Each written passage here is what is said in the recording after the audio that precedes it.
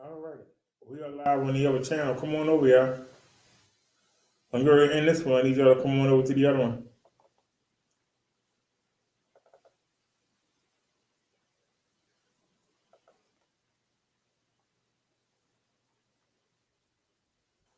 I'm going to put this food away. But let's go ahead.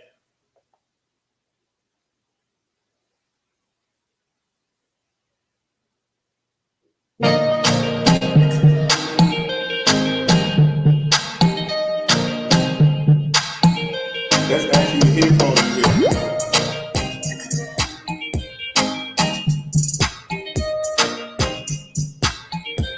No headphones, pretty good.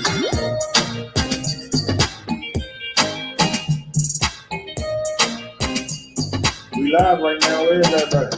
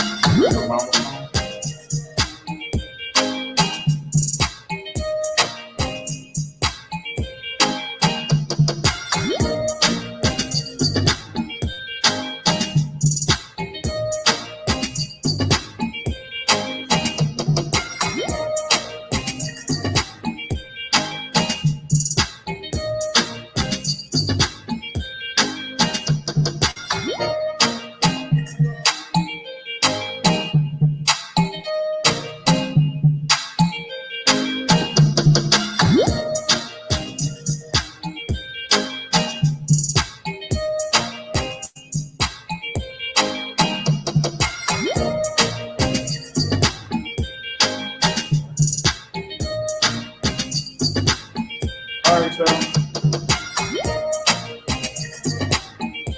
We are live. So come on over to the other show. All right? Come on over to the other show, okay? Come on over to the other show.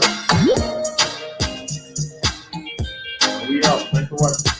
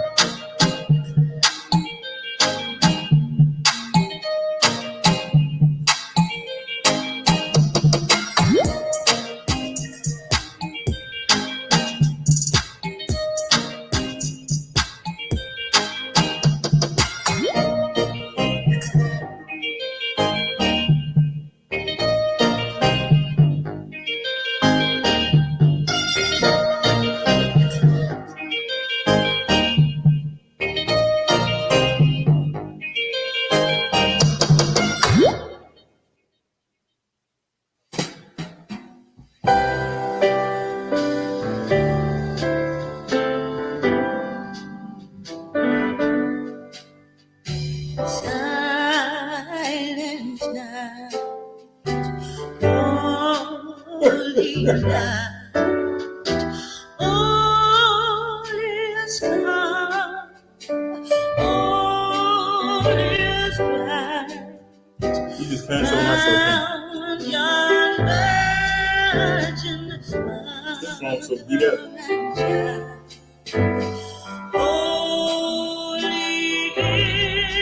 So tender and mild, sleep in heavenly peace.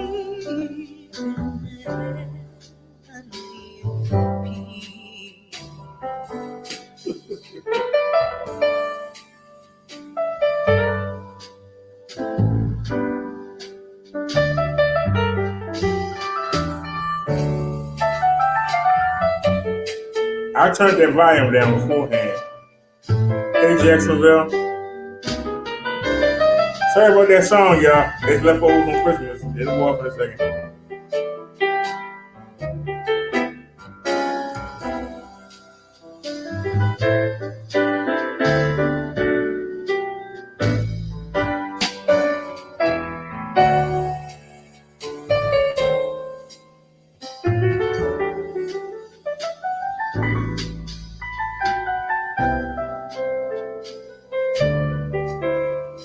I know I got the bathroom. I got the food away.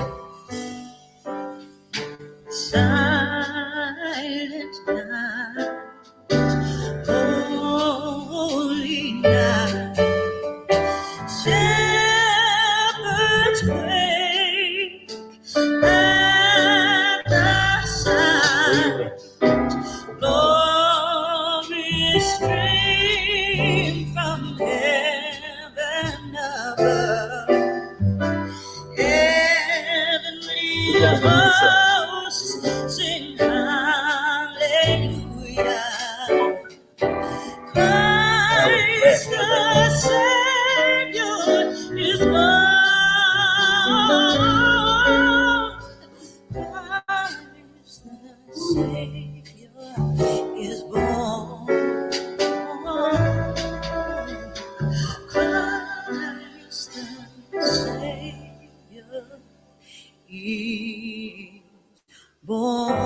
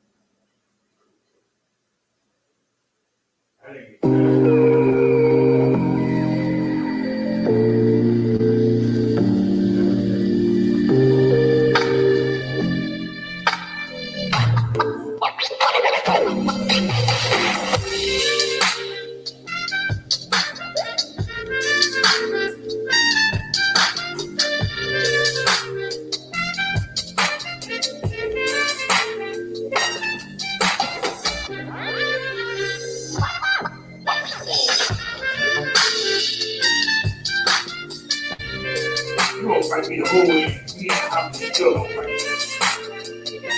No, still gonna fight. Don't give it up, buddy. Lord, the friend got crushed. You touched my friend.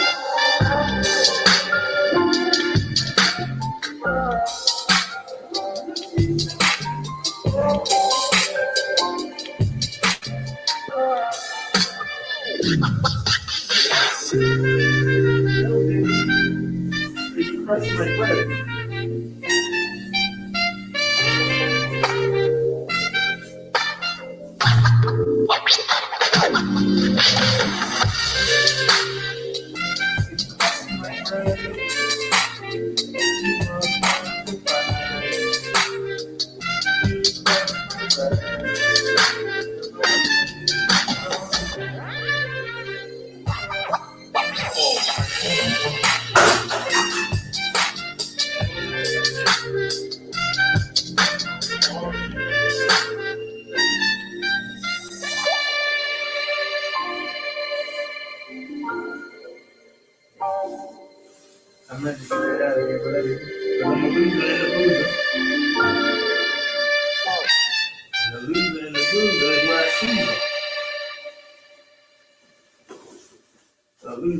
loser. The loser and the loser. So, hey, spot me for a piece. Yeah,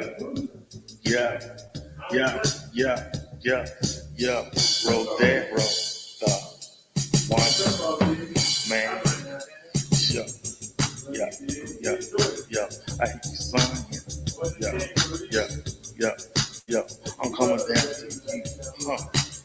I'm Leo, so mine. And I bring it. Wait for my intro. Then I'll go, yo. What I gotta do, yo. Don't sing it, yo. Just bring it, yo. Don't sing it. Don't sing it, yo. Just bring it. Give me all you got, son. Get that shit out. You say it's not hard, I say it's not. You say you're coming through. Who you coming to see? Winnie the Pooh, you'll be the band. I'm finding everything what I want to find. A bunch of fictional crime. So, yeah, wait, ladies. They might work with someone who's gonna have crack with that inner city mess. Yo, I know you ain't trying to make it better. I put that damn stuff like forever, yo. So just come on down to my father, man. Don't sing it, yo. Just bring it. Don't be in there. Don't let your mouth rest. You think you're hard, you better be on guard. Cause I'm putting down a smack down. I'm putting down a smack down on you clowns. Yo. Don't sing it, yo. Just bring it. Don't like that shit. You get your wish flick. You don't know what you fucking with. Better get a grip, son. I'll wait until you slip.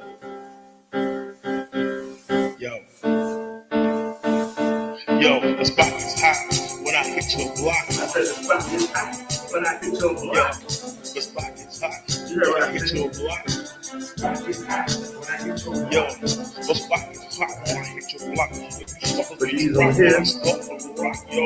In my section. So when you suckers lean, I'm hitting this scene. You're like a gangster, you're more like a prankster. Stop flexing with your ugly mugs. Go push your funky drugs. Go guzzle the blood.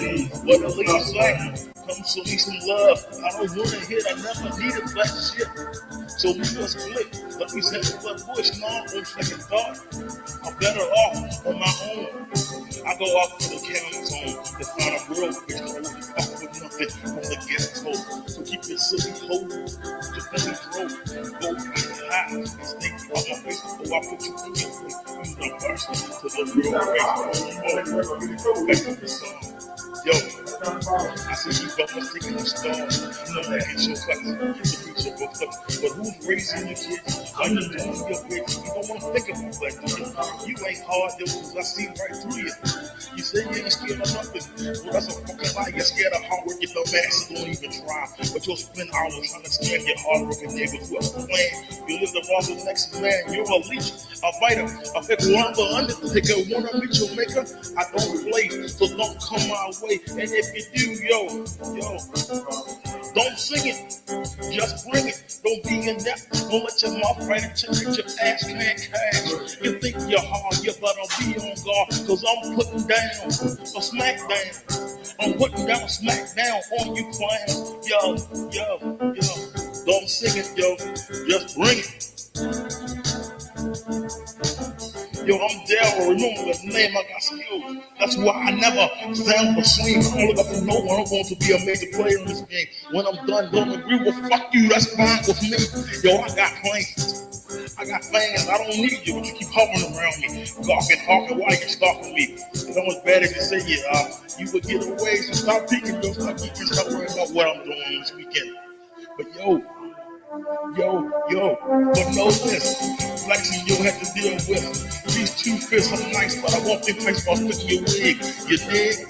I don't push kilos, I bring a positive flow. Sweat like you know it'll get taken out. Yo, I gotta start off with something. If you're not, then you're dead like a zombie.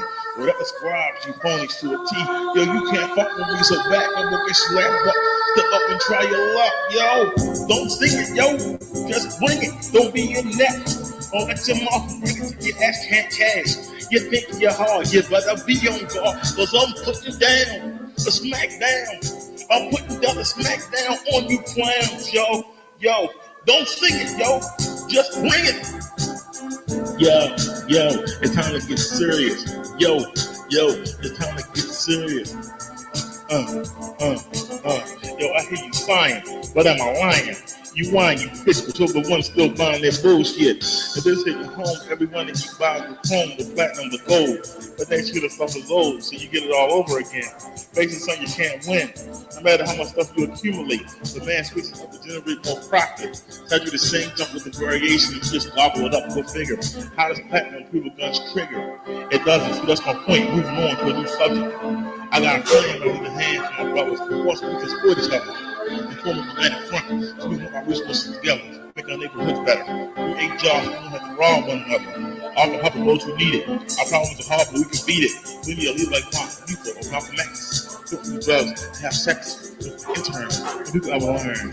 I pick up the paper and feel rage. Every time the page, yo, I'm ready to rage, yo. So don't sing it, yo.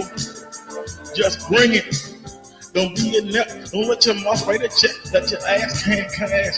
You think you're hard, you better be on guard, cause I'm putting down a smack down. I'm putting down a smack down on you clowns. Yo, just sing it, yo. Don't bring it. Rodero. Time for the breakdown. I'm out. You wish you could hit like this.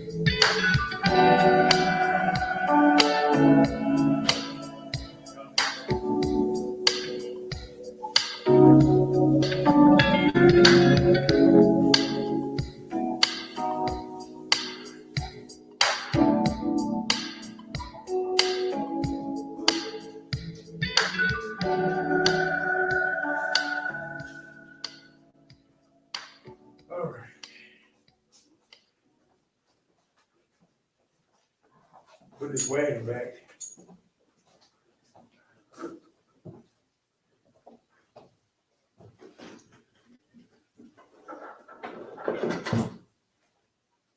Oh, the song stopped playing? Yeah, you just couldn't help me out, could you? Hey, Nan. So what? The music ran out. You just couldn't help me out, could you? You just couldn't help the fat boy out, could you? Oh, that's all good. Go ahead and get rid of that.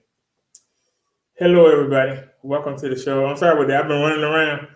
I had to put the food away, and I made some. I had got the red and the purple sugar-free Hawaiian punch mix. So I put that in there. We don't have no topic for today. Whatever y'all want to talk about, I put the link in the chat.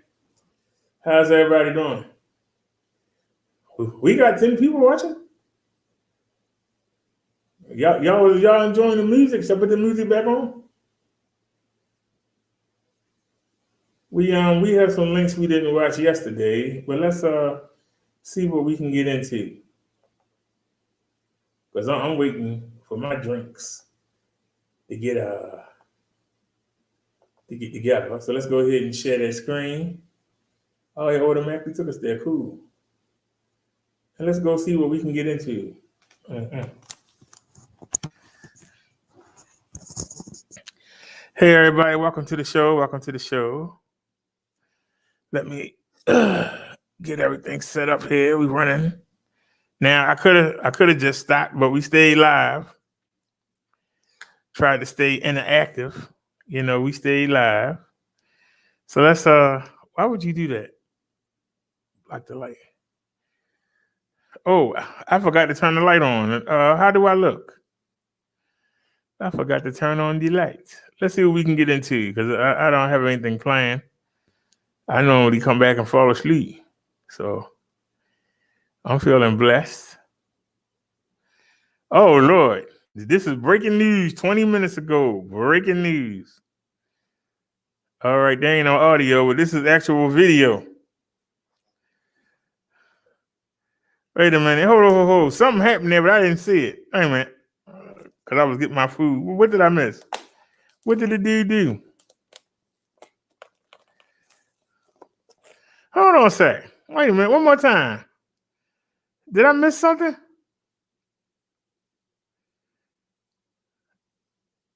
Okay. They said this man tried to pull down. Once again, at the subway station in New York. Told y'all stay at the subway. A man tried to pull down. They saying this man tried to pull down a woman's pants. He tried to pull her pants down, and they was giving you a view. Of course, they didn't show him pulling the pants down, which is what would have made great TV. But that's if y'all recognize the guy to help, get him locked up because he's going around trying to pull down women's pants. I mean, doesn't seem to be a bad looking dude. I mean, how come he can't get no, how come he can't get no action? All right, we got a police chase. Don't know why he can't get no action, but each his own.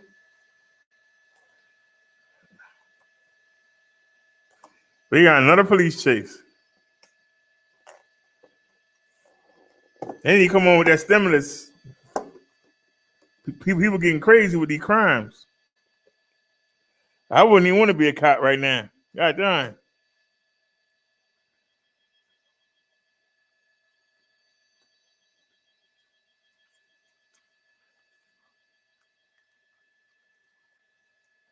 Oh, this thing long. Let's speed it up some.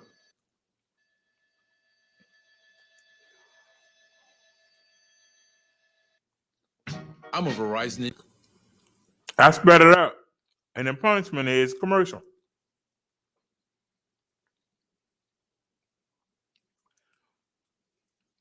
When you speed the video up, your punishment is a commercial.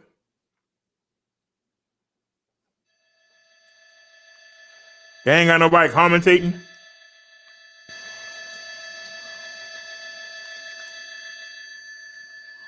Look like he going side to side. Look like the car wobbling. Might have a problem with the tire.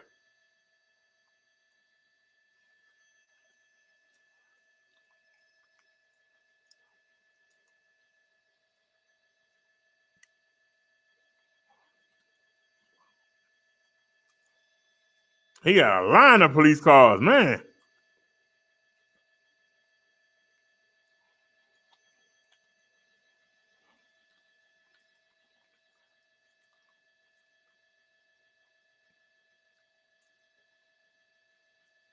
Looks like he need to make a run for it.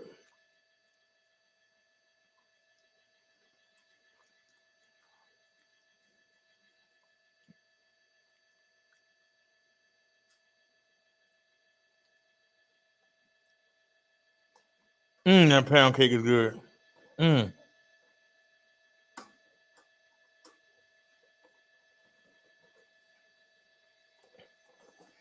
It's called, it's iced lemon.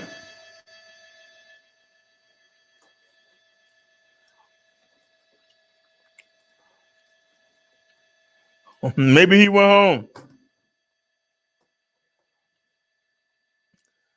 Don't kill me in front of my family.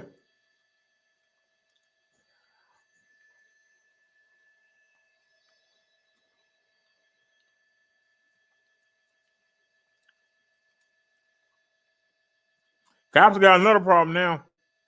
Look at the family out there.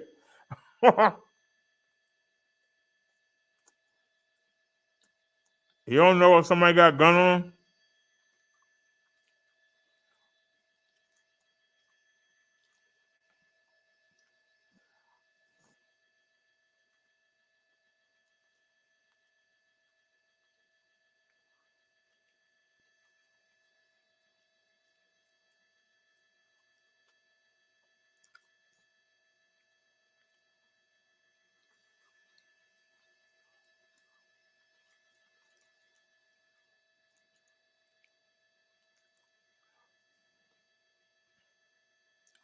The police need to back the people up and go make their arrest.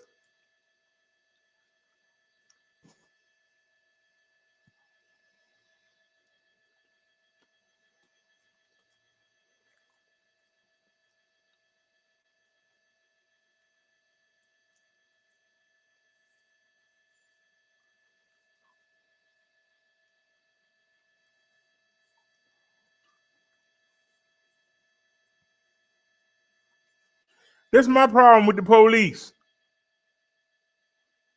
It's all of them police there. Half of them need to go move the people back, and the other half need to get the guy out of the car. Instead, they standing back there all scared. Do good job.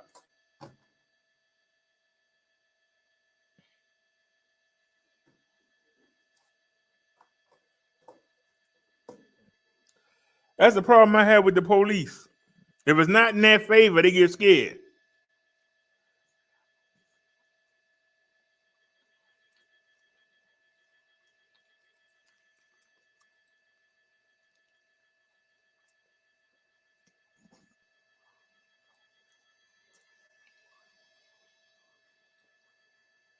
Somebody need to get the family back.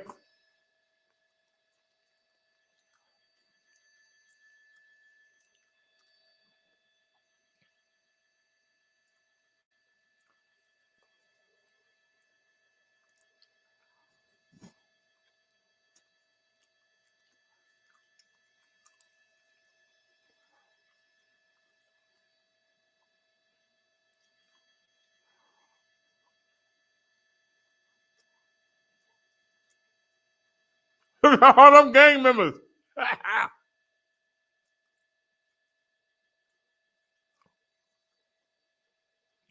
The police scared. How many more gang members gonna come out that clubhouse?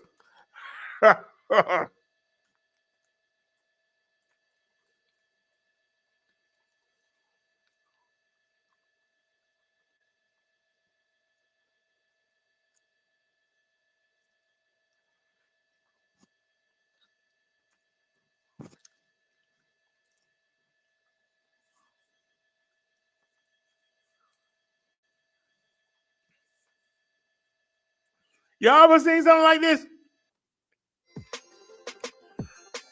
Y'all ever seen something like this?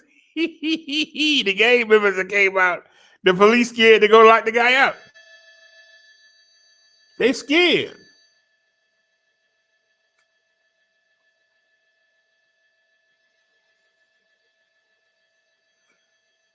The police are scared to go lock up the gang members. All right, here they come, family. I see they ain't heading for the dude, they're heading for the gang members.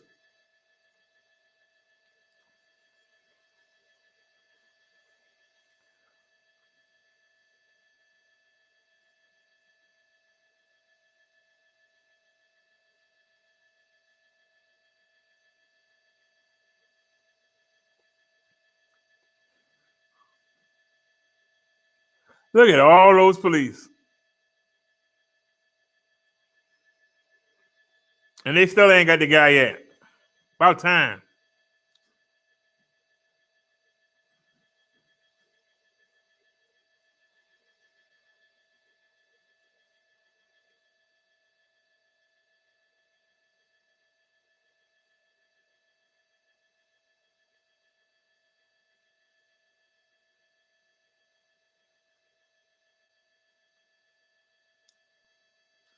If I come over there and there ain't nothing there, I'm gonna cuss you out.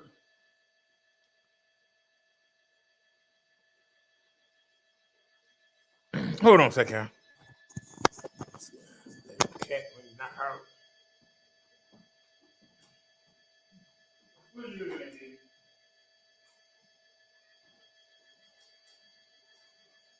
Ain't nothing, dude. You ate your food up, that's all. You just a pig.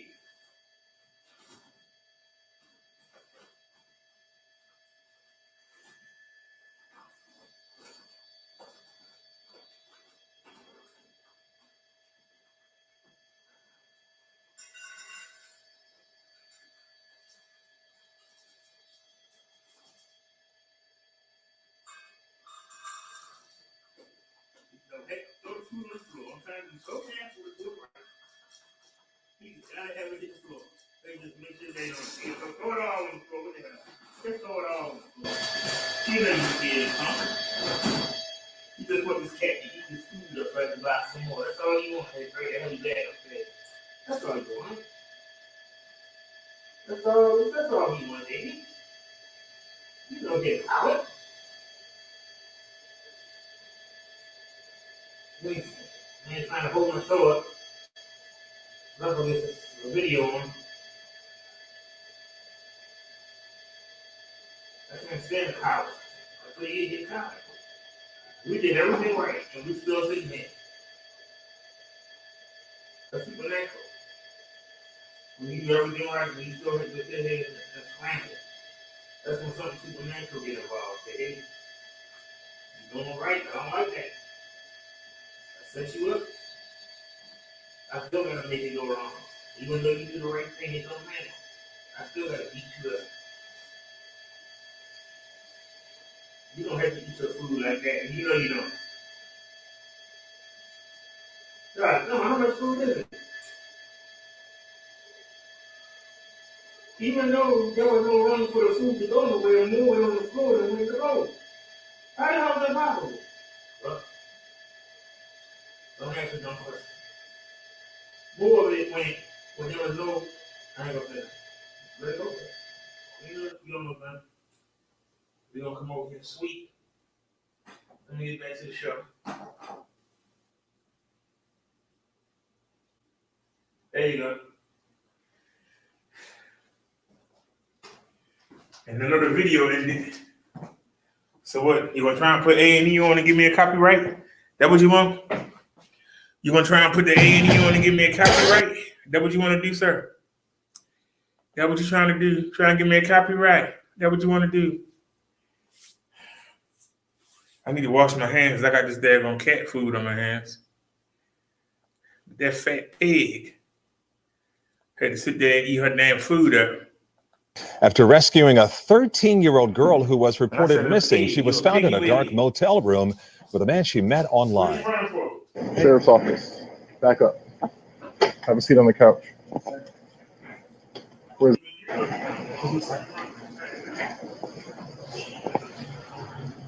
What's up, sweetheart? That is amazing. You can see the girl run towards the deputy and hug him after 22-year-old Tyler Thompson of Orlando answers the door. Thompson was charged and arrested on a number of charges, including interference with child custody and traveling to meet after using a computer to lure a child He was released from jail after posting a $15,000 bond. All right. I hope this video was long. But no, it wasn't.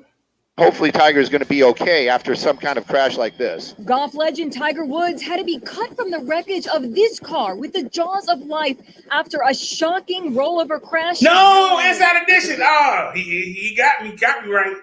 We might get flagged. Deputy is being held in Hero tonight after You always trying to sneak somebody. You always trying to sneak somebody. Whatever. You just had to nail me. Firefighters rescued a driver when That his devil was a car coward. I rolled knew you down was an gonna do that, embankment in punk, Orange County, New York. Sissy. First responders performed a rope rescue. That's what he is, a after the car sissy. went over the guardrail and plunged Trying to about get me 60 feet daggone in Highland. taken down. This was yesterday. Inside during Edition, the flag storm. you in a minute. The driver may have lost control Chump. of the car on a slippery road. We're told the driver suffered minor injuries. That's why we carry 24 channels. You can jump in the lake.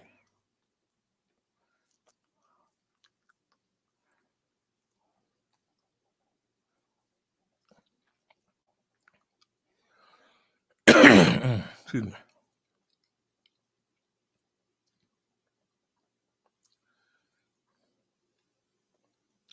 Uh-oh, 1 hour ago, breaking news. Surveillance video of a shooting. All right, well, let's get it.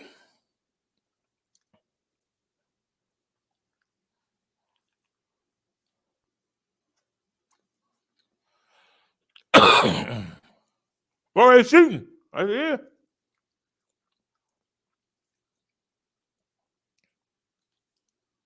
What? Somebody gonna get a car?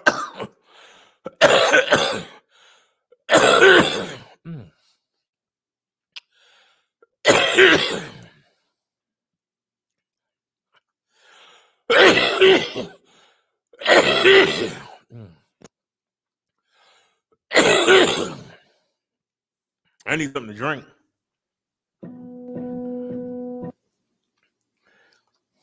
You ain't gonna let it buy you.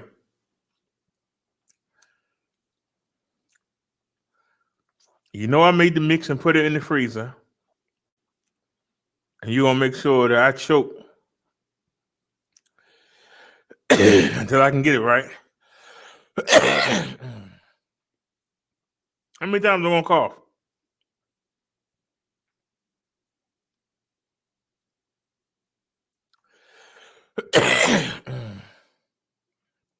We got an update. I provide some of those answers today. The fact of it is I don't know if we'll ever know the why of why this happened. My detectives, my crime scene, my officers of Jefferson Parish Sheriff's Office have, lack of a better term, worked their butts off for the last 48 hours trying to come to some type of answers to your questions. I know you have them just like I do. Law enforcement is there to kind of put the puzzle pieces together. We're not in that period of time, but we're certainly not going to go off of conjecture, off of sources, off of social media in order to find out what that picture is. For the last 48 hours, my detectives have collected over 200 pieces of evidence. We had a total of 8 shooters, including the suspect, taken almost 3,000 photographs. We had 3 autopsies with the Jefferson Parish Coroner's Office, 25 witness statements, almost 100 different firearms casings that have been recovered, an additional 2 wounded employees that went to the hospital. Trying in order to get the information to paint the picture. We're going to try to paint that picture of what occurred that day. Again, I don't know if I can ever tell you why it occurred. What we know is Joshua Williams, suspect in this case, entered into the location with his brother, Timothy Williams, and Timothy Williams' 2 children, who were 7 and 9. Purportedly, they were there to buy ammunition. They were in the store for approximately 7 minutes, conversing with clerks, picking out ammunition that they needed. Joshua Williams does not have a lengthy criminal history. He's been arrested, I think, for DWI, some traffic offenses, and maybe a simple criminal damage. He's actually a concealed weapons permit holder at that time, but was inside the store with a weapon, with an extended magazine that was protruding and visible to the clerks. The store, being a gun shop, does not allow weapons to be able to carry in that manner inside the gun store until you're actually to the range itself. They recognized that he had a gun on him, and they asked him, "You have a gun on you?" And he said, "Yes." He said, "Well, is it loaded?" He said, "No." He said, "Well, then it needs to be cleared. You need to make sure that the gun is cleared, or you have to bring it outside." There was no argument between the two. There was no argument between the clerks or Mr. Williams at that time. He did not want to necessarily go outside to put his gun. Mr. Timothy Williams had admitted that he had his gun on him earlier and actually left it in the vehicle because he knows the rules of about bringing it into the gun store. Joshua Williams was not really confrontational from that standpoint.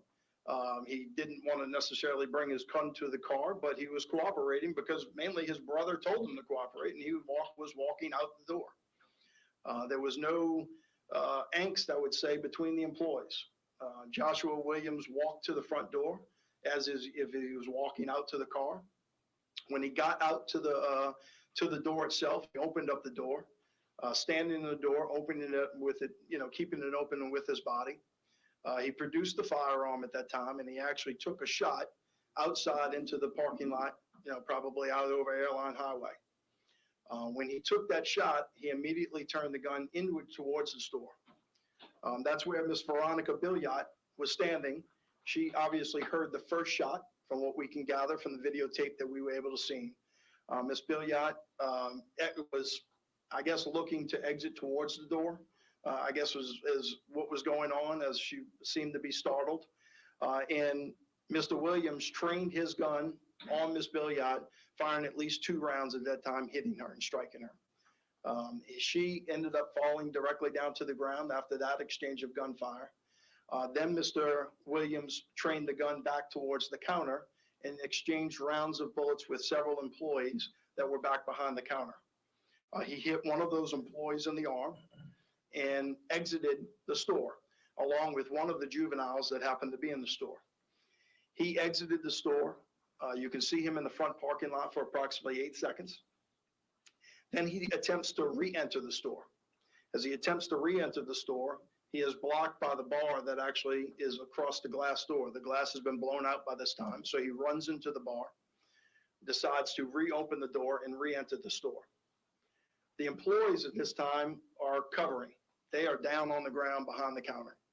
No one is shooting at Mr. Williams. No one is, they believe he fled him. If I can view the video correctly, it looks like he fled. And Mr. Williams travels into the store. His brother, who is laid out on the ground with the other child, is seen waving at his brother, like, "Get out of here." As he walks past the brother grabs his child, and he also runs out the store. Mr. Joshua Williams, as he passes the counter, turns and sees Noah Fishback on the ground with his back towards him.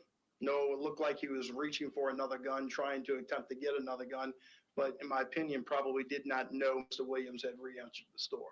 He is on the ground with his back towards Mr. Williams when he fires 2 shots into him, one of those wounds being fatal to Noah Fishback at that time.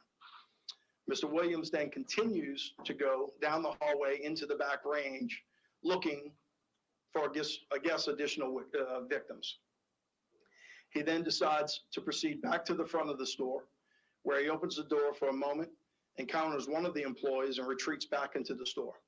When he retreats back into the store, he decides to come out the 3rd time, and as he comes out the 3rd time, he is encountered by several employees.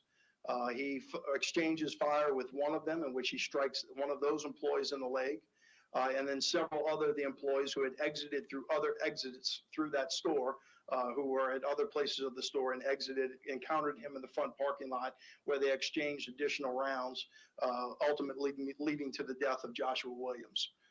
We had a total of 7 employee shooters, including Mr. Noah Fishback, and the 1 actual shooter. I did say at the original scene that we may have had customers that had fired. There were no customers that fired any shots at this situation. It was all the original shooter, Mr. Joshua Williams, and the 7 employee shooters, all with some sort of training, whether it's concealed weapons, security guard training, and different things that put them into that location. We are going to release a few different videos today.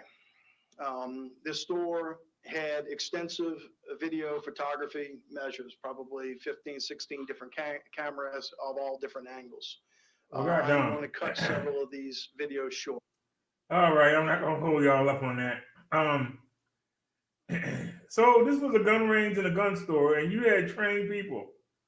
Actually, let's take a look. Instead of listening to that man, let's take a look. It all happened so fast. Sheriff Joe Lopinto says this man, Josh Williams, walked into the Jefferson Gun Outlet, and after a brief exchange of words, he began firing. It lasted less than 2 minutes, but for those inside, it seemed like an eternity. During that time, 3 people were killed, 2 were hurt, but the question remains, why? And the answer to why this happened, we may never know. This surveillance video is helping deputies piece together what happened on Saturday afternoon, though. Good evening, everyone. I'm Katie Moore. And I'm Sharice Gibson. That shooting happened at the Jefferson Gun Outlet on Airline Drive. 3 people were killed, including the suspect.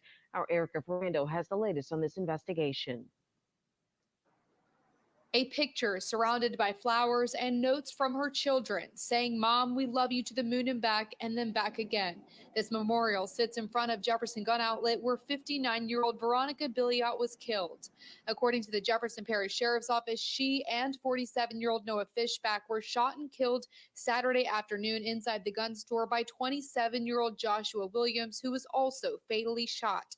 And now we know more details surrounding that violent afternoon. Sheriff Joe Lopinto says Williams entered the store with his brother and his brother's kids to buy ammunition when employees noticed his gun. They recognized that he had a gun on him, and they asked him, "You have a gun on you?" And he said, "Yes." He said, "Well, is it loaded?" He said, "No." He said, "Well, then it needs to be cleared. You need to make sure that the gun is cleared, or you have to bring it outside."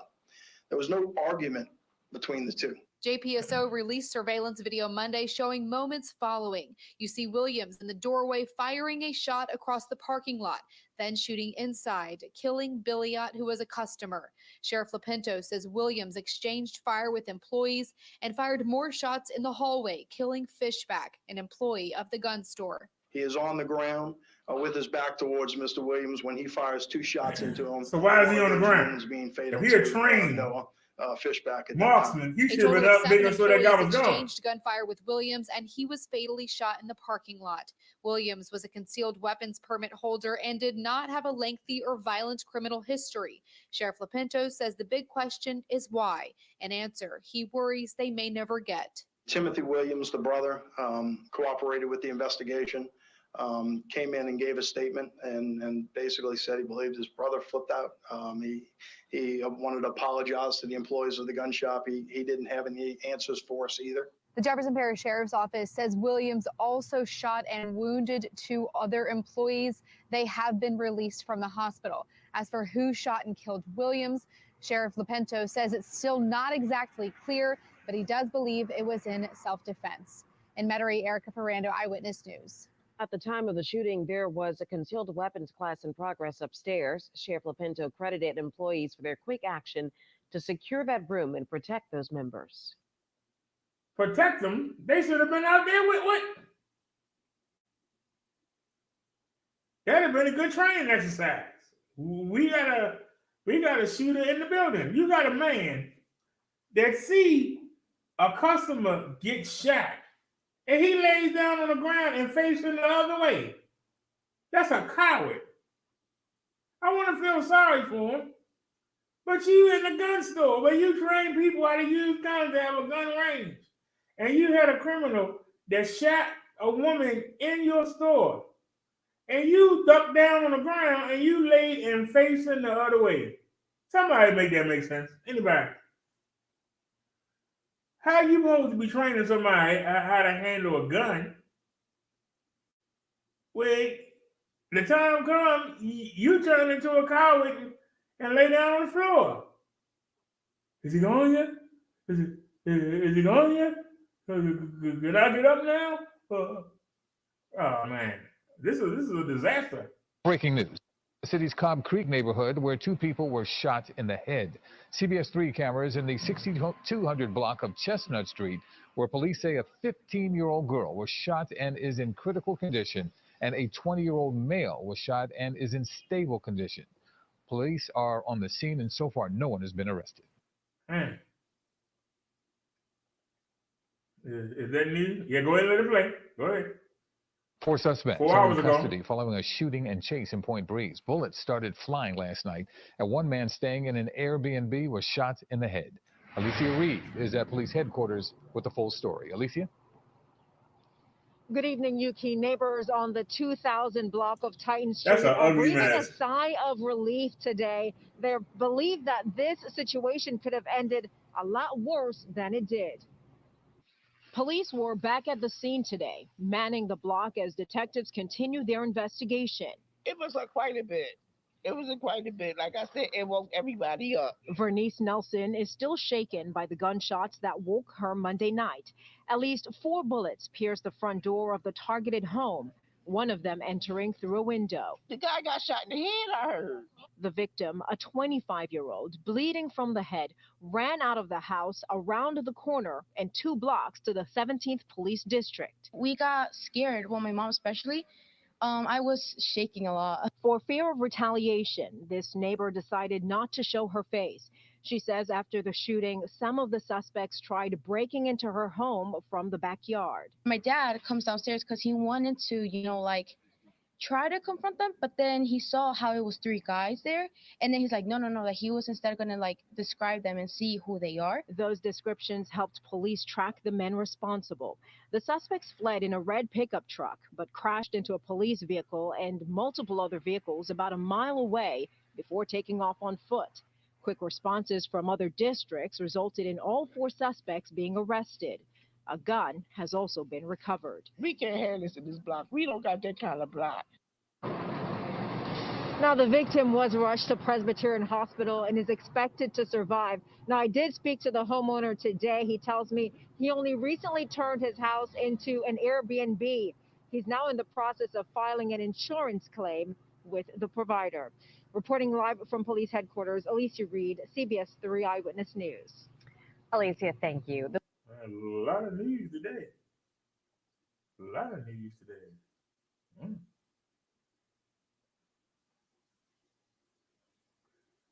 Then breaking news 2 hours ago. In a car riddled with bullets. This is on Dixie Highway on Southwest 137th Avenue. Police tell us a 16 and 17-year-olds were in a car when another vehicle pulled up and someone opened fire. Both victims are at the hospital, also with non-life-threatening injuries.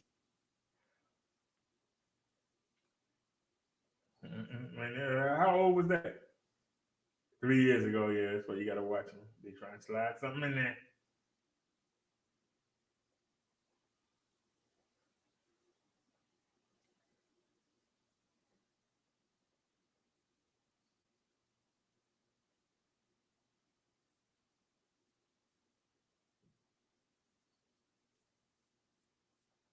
Uh-oh, bird alert. New tonight, we're hearing from the Volusia County deputy who got results, rescuing a young girl from a scary situation. Investigators say the 13-year-old was found inside a motel room with a 22-year-old man she met online. News 6's Troy Campbell explains how the deputy used old-fashioned detective work to track them down. In a time technology is typically used to solve crimes. Deputy Royce James says he simply used a photograph of the teen and he walked around to several motels showing that photograph and also asked to see check-in information to see who had booked a room that day. Yes, I am. I found him. How old is he? Too old. In this body camera footage from early Friday morning, Volusia County Deputy Royce James says he had just found a 13-year-old girl several hours after she was reported missing.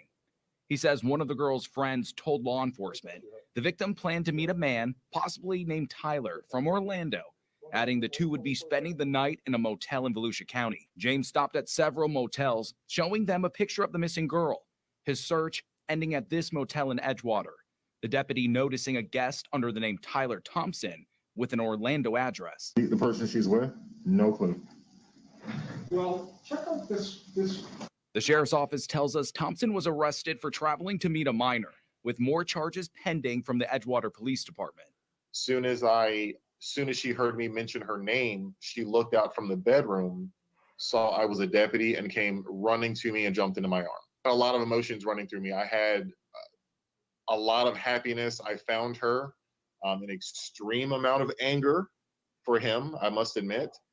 Also, I have hurt my left arm. I don't know if he's going to fight. Deputy James says in this case, he wasn't able to track the girl's cell phone. However, he says for parents, that's typically the best way to locate your child.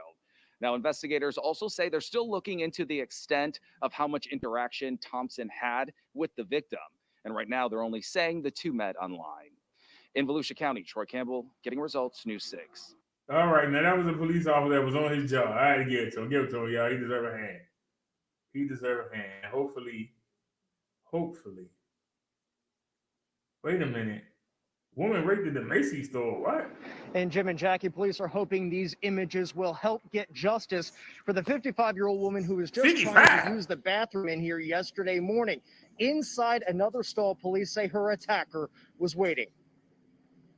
Surveillance cameras from inside the Macy's at 13th and Market caught several angles of the man Philadelphia police are looking for tonight. It is pretty brazen. Shortly after 11:30 Sunday morning, the woman who was shopping with her husband went to the third floor to use the bathroom. When she went inside the bathroom, it was inside the stall.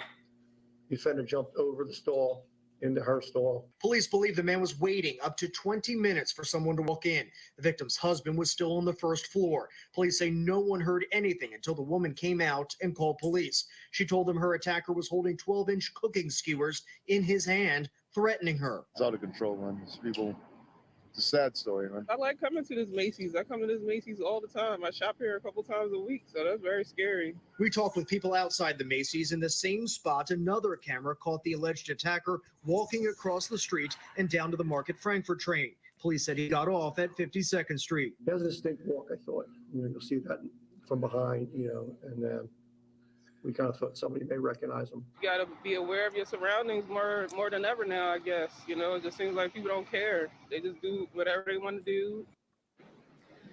And the captain over at the Special Victims Unit says they were able to get some evidence from the bathroom. The victim has also been pretty helpful to police, saying she got a pretty good look at this guy. Live in Center City tonight, I'm Matt DeLucia, NBC 10 News. All right, Matt, thank you. That's just sick.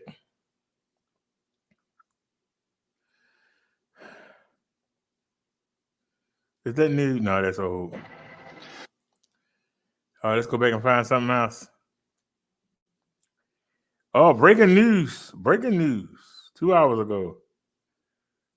A doctor at the University of Pennsylvania was badly hurt today when a patient allegedly turned on her. It happened as the physician was treating a man on the 7th floor of the hospital here at 8th and Spruce. Philadelphia police say the patient stabbed the doctor in the face and head several times before staff pulled him off. She is now being treated for those injuries. The patient was arrested. The hospital says it is working closely with police. This breaking news. We are again looking live from Chopper 6 as the alleged carjacker is now in Center City, Philadelphia, ironically driving close by police headquarters toward the direction of the Delaware River, and now, I think, trying to get back onto I-95. Well, don't come this way. He's on Race Street, and I think he's going to try to get back on 95. Police in hot pursuit. This is just an extraordinary police chase because it has been going on for such a long period of time, traversing so much real estate from 21st and Spring Garden into South Philadelphia, back through the streets of South Philadelphia, and now very close at hand, he's at police headquarters. They're now chasing this guy around Philadelphia police headquarters. What kind of an irony is that? Back onto the streets, on 8th Street, on 7th Street. You're at the bicycle lane.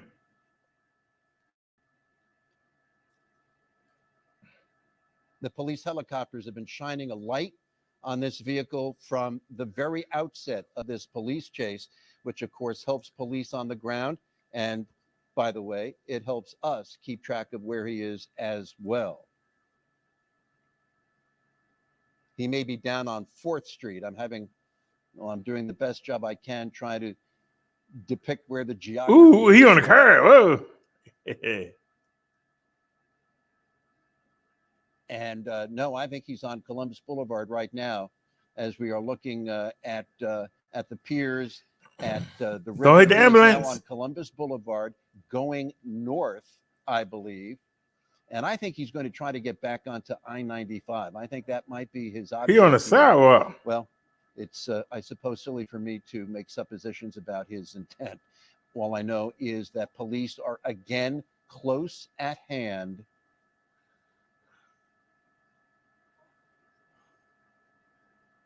He better put it in drive one. Right here. They're running up with Yeah, guns. Yeah, that's Conrad it. has his hands That's up it. As police are now making the final. Somebody make sure the car park. Make sure the car park. Police in a vehicle, and one would only assume there are going to be a lot more vehicles at this location in a very short period of time. Now 5 or 6 police officers on foot with guns drawn, and they are making the apprehension that has been in the making here now for close to a half hour. It is over. Oh, he's stomping on him. If you put your hands out the window and you say, I give up, why are you still fighting? Anybody want to explain that? If you put They your are in hands Franklin out, Square Park, where we have seen so many festivals and fun activities in Philadelphia year-round. Tonight, it is the scene of something quite different. The apprehension of an alleged carjacker who put the lives of a 24-year-old woman and her 2- and 4-year-old children in serious jeopardy earlier tonight after allegedly carjacking their vehicle.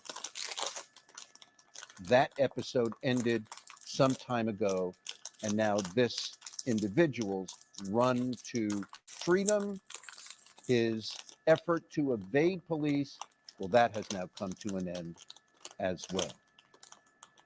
The apprehension made at 11:06 on this Friday night after an odyssey that took police from Center City, Philadelphia, from Spring Garden to I-95, down I-95 into South Philadelphia, back up through the streets of South Philadelphia, off the highway, but through the streets up 20th Street, then into Center City, and then finally into the Columbus Boulevard area, back north, and then finally, and almost stunningly, circling police headquarters before finally the apprehension was made at Franklin Square Park. And you're watching it all live from Chopper 6. good job, Chopper 6.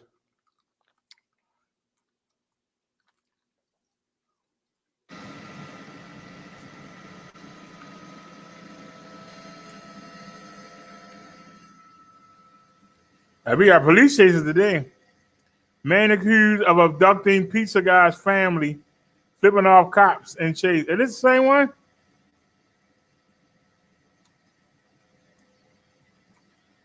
No, that was in a car. It's different.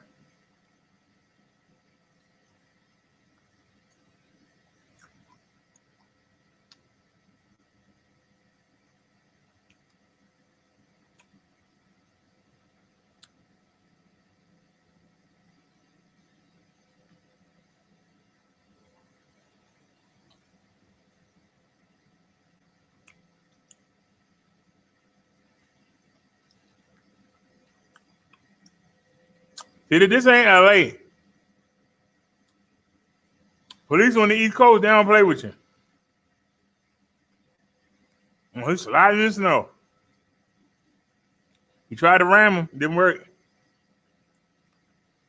This ain't LA. LA, they had a shopper follower and the cops be way behind. Oh, they on his tail. Okay.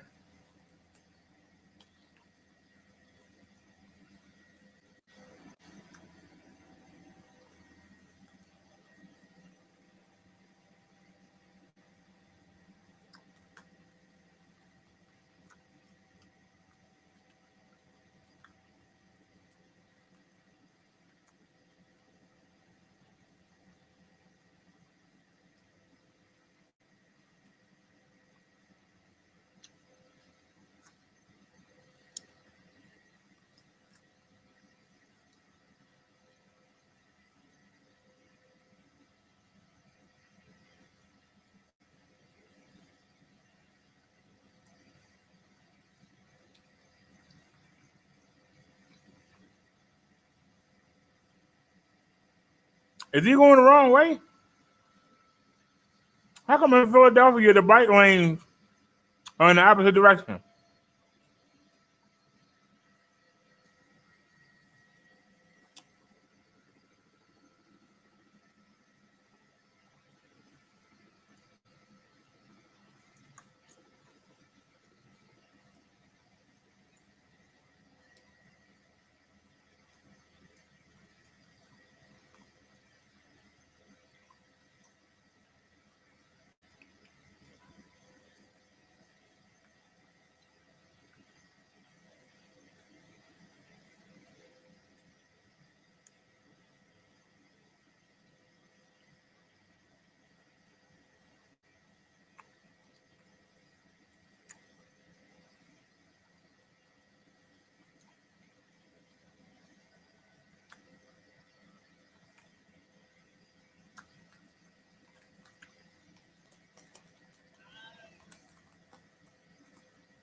He's flying.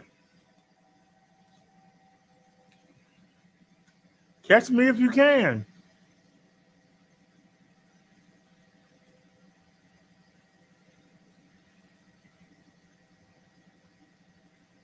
How long is this? Oh, Lord. Let's speed it up some.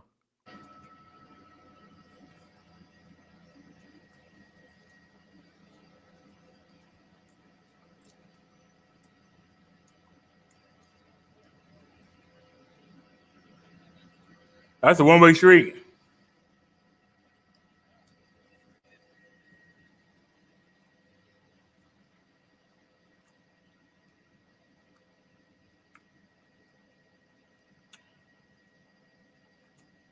He ran right into another car. Oh, Lord. He lost a tire. He done. He lost a tire.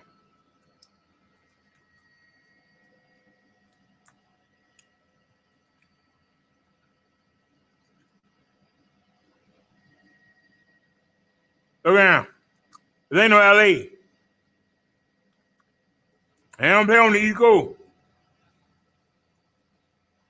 There ain't gonna be no 4 mile per hour shape. They gonna get you.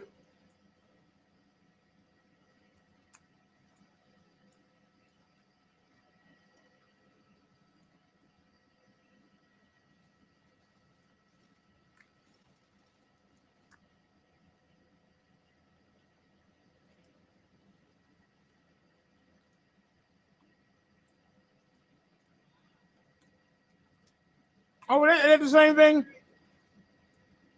From a different angle?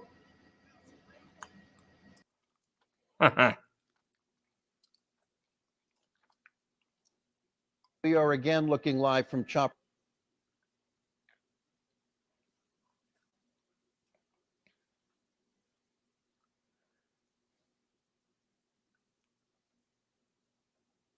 Out the streets of them don't.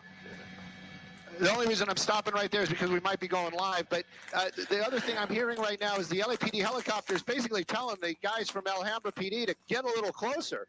Get up on this guy. He's thinking that he's probably going to stop and bail. These very residential streets out here. I can't call out every one of these little streets, but you can see that van slowing down a little bit. Stolen vehicle out of LAPD's area this morning. Right now, we only know one person inside, clearly the driver. Who else would be in there? And Alhambra PD not giving this up, apparently, even though we are clearly in the Hollenbeck area of the LAPD area.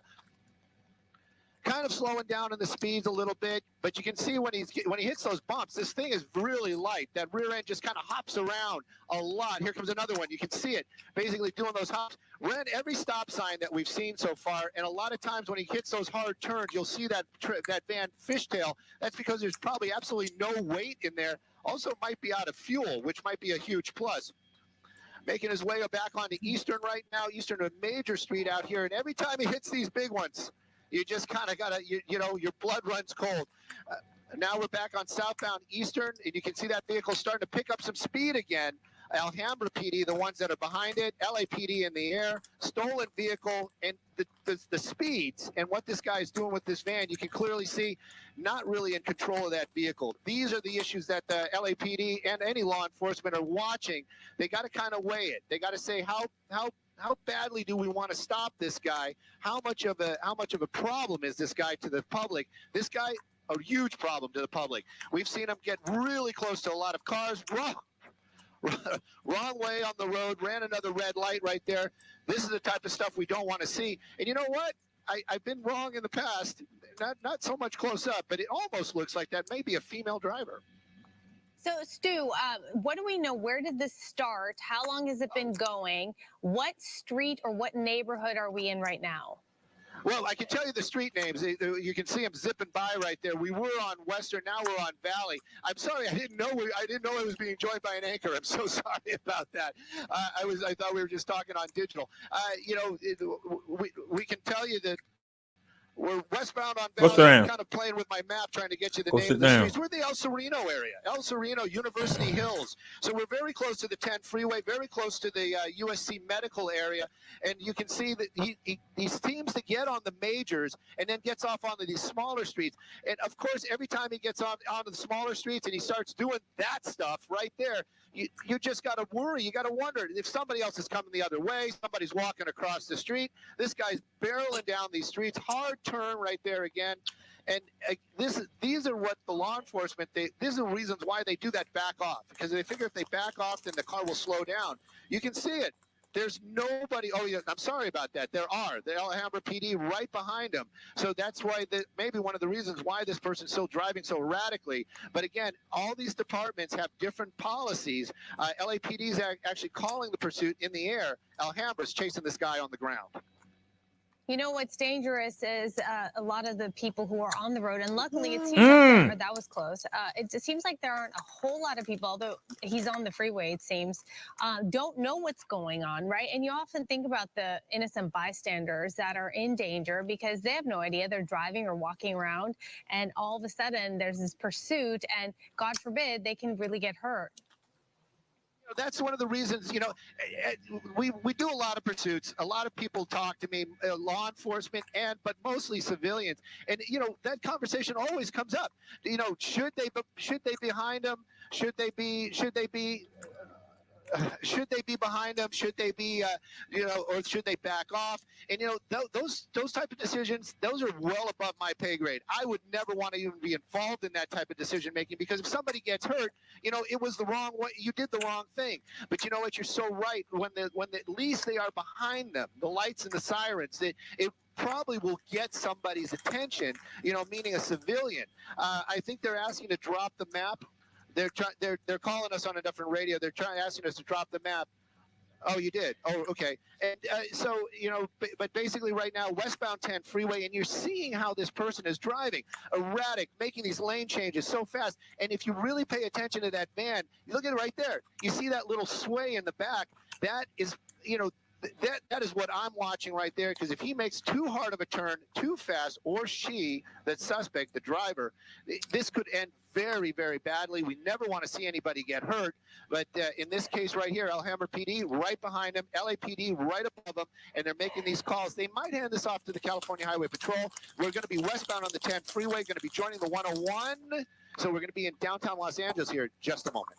Seems like he or she, the driver, has picked up steam, or does it just seem that way from my vantage point? It seems like the person is getting a little bit more risky, a little bit more daring, and now you see he's coming in or she's coming into an area where there are some more cars. The speedometer on. I'm sorry. I'm passing along information back and forth. They were asking for the speedometer. I'm sorry about that. But you know what? We're getting into a lot of traffic right here, and this is where this driver, the only words I'm coming up with, the adjective for this driver's behavior, is desperate, making very desperate moves. And when you get into this traffic, and now you got buses involved, and like you said, anybody on the ground down there, I'm always thinking to myself, what if my mom is down there? They have the idea that this van is barreling down on them, now cutting way across, getting onto that huge emergency lane out here, trying to avoid the traffic. Alhambra PD, the emergency lane don't last long. These drivers, really, these officers, right on this guy's tail, tail almost the entire time. Now he's pushing his way through the emergency He hit that car. right there. I say he, but we don't. He hit know. that car I too. thought for a second when we saw it from the side, could Crazy. possibly be a female driver. But again, the stolen vehicle, is it worth it? Is it worth it? Look at this. Look at this. They, you know, I mean, how many times have you know? I feel like I'm playing Frogger watching this. Something like that. You shouldn't poke any fun of it. You know, I mean, how many times have Nia said today is the 1-year anniversary of the Ahmaud Arbery case was modified as civil lawsuit against multiple This agencies. driver very desperate this afternoon and still trying to avoid law enforcement, moving around these cars. Thank goodness we haven't seen an accident. We haven't seen any paint being swapped, but this van continues. Just watch this. You're just weaving in and out of traffic out here. We're on the 101 freeway, just north of downtown. We're going to be coming up on the 110 here shortly, but hopefully this van either runs out of gas or this driver comes to their senses and just pulls over. Well, Stu, you just said a stolen van. That's what's being reported by police, and you're asking the question, is it worth it? On top of that, This thing is an hour and a half. Well, we got to speed it up. Anyway, we got to speed it up. That's too far. All right, here we go. Let's do This that. driver, this could you know, in 10 minutes could take somebody's life. This is nothing to be proud of. This was a long chase, y'all. I sped it up. And now you can see speed's really starting to pick up out here again, and the driving becoming more erratic again. And definitely, you know, I hope that person didn't encourage that driver, that female driver, to speed it up or get away or whatever, because you know that is just putting more people in danger and putting that driver in danger as well, of course. Absolutely, and no, this is certainly not behavior that should be encouraged in any shape, form, or fashion. Right. The only thing that should be happening here is that she should be stopping the van and surrendering. Yeah, definitely, and that would have been. There's more people on the road down there. There was another group of 3, and some on the other side. So clearly, this is an area that we've been through before. We've revisited it because you saw some people out there waiting for that van to come by, seeing what's going on, and you're right, Tony. You're beyond right. I mean, that if anything, that person that came up to the window should have said, "Hey, just get out of the van, you know, you're just going to go, you know, maybe offer to pay bail, whatever. But to encourage this thing to keep going to whatever that person said, the driver clearly sped up there for a little bit. And that's, you know, that's complete opposite of anything that anybody wants to see on with this type of pursuit or following. Now, Stu, we know the helicopter is still following. Do we still have units in close proximity of what's going on here? We're actually triple checking right now. Yeah. To be honest with you, LAPD was here for a while, but it's just like everything else. They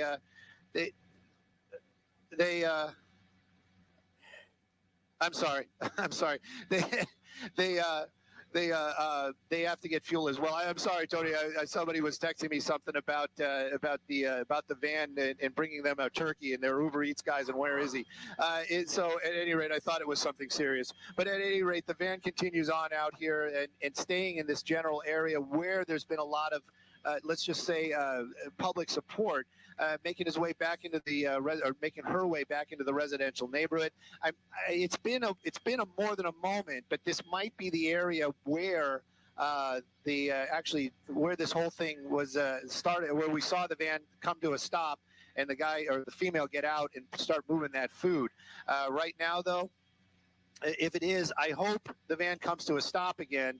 The person gets out and this thing just comes to an end. It looks like they're making a decision here where to go, or maybe the van ran out of gas. Now, is this the same white car we've been seeing? It's hard to know. It has a sunroof and it's white. That's the only thing I can tell you, Tony. Okay, now we have another vehicle we've seen. Yep. Some more interaction right there. That person clearly not saying what the driver wanted to hear, because basically pulled up. There was a little talk right there, and then the van kept moving. But it just shows you how quickly the public gets involved. And this is, I have to say, as far as I know, this is very just Los Angeles. So I have not seen any type of interaction like this any place but in our city. Yeah, I mean, and this actually, it not only does law enforcement not want to see this because someone could get hurt first and foremost, but it also interferes with what they need to do. Yes. Yeah, and it does. It puts other lives in danger. First and foremost, that is probably the biggest, concern of any law enforcement is that when other people start getting up close, and that's the thing. You don't know who this driver is, and it's clearly a stolen vehicle. You might pull up next to it in your nice shiny whatever that is, and then the driver just rams into you, or tries to get away and hits your car. It's the whole thing is just crazy. Well, and you know that these people somehow or another have gotten information that there is a pursuit in progress. They've pinpointed where the pursuit is occurring and they've decided to get involved. There we go again. And this person has their phone out, so you don't know, recording video, doing something live right there. This is where it just becomes crazy. It's like, what is the point of all this? And they got that person right there, doing whatever to get their couple minutes of fame. This driver, so far, you'd almost think, harmless in their own way, or not intending any harm. But that doesn't mean that the next person isn't going to be somebody that has an entirely different agenda, or any agenda. This woman driving today, it clearly to us, just watching it, doesn't really have a plan. Just kind of driving around. We did see her get out, unload some food, and then basically, get blocked in. But other than that, just has no place to go and is just driving randomly around out here, knowing that law enforcement will basically be there eventually when that van comes to a stop. Right now, back into these little tight neighborhoods out here, some more interaction. There's another car right there pulled up next to him, and some more interaction. We saw this already, y'all. But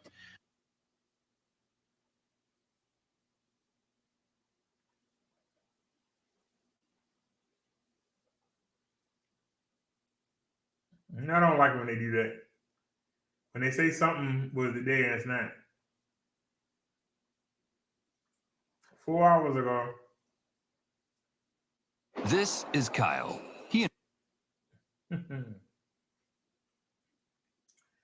I don't see anything about Ahmad so far. That is still in mourning, says police should have done more on the day a young woman was killed. And we're now hearing from the victim's heartbroken mother. CBS 2's Christina Fan has that. Elizabeth Rivera feels the police have yet again let her daughter down.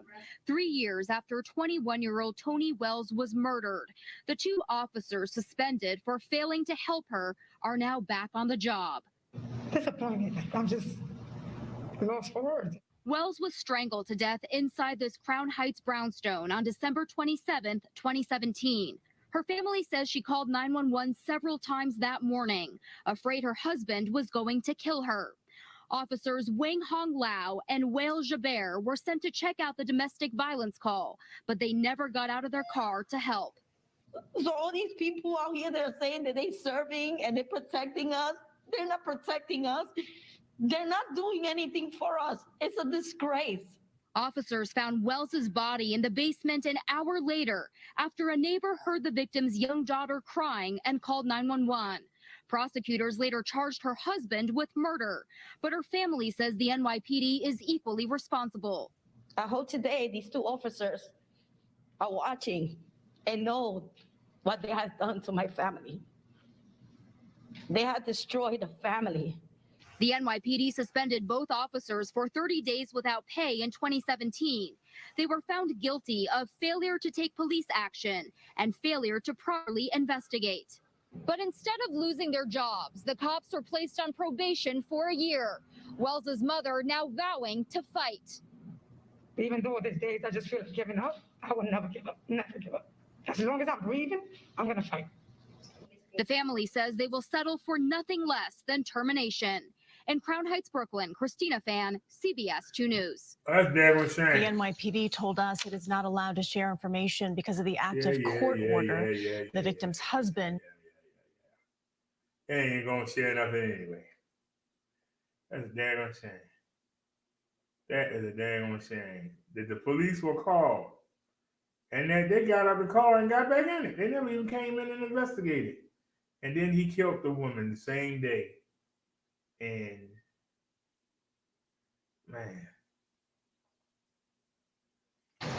We have an update today from the Broward Sheriff's Office following a crime alert. Deputies announcing today they are really going to turn up the heat on car thieves. And Local 10 News reporter Terrell Fournay is live near Fort Lauderdale to explain something really necessary out there. This has been a real rash of these car thefts. Yeah, especially to high-end vehicles. You know, if you had not realized it by now, the Broward Sheriff's Office, they have a fairly new BAT unit that is in progress here, and they are the ones that are turning up the heat on these car thieves. BAT stands for Burglary Apprehension Team, and so far they have made nearly 200 arrests within the past year alone. But let's show you this video from a recent surveillance operation in play. It shows some thieves in the dark of night going car to car trying to open car doors. They had no idea they were being watched by detectives from this unit in the air, but at some point they find success, and in the course of their actions they're able to start the cars and drive away.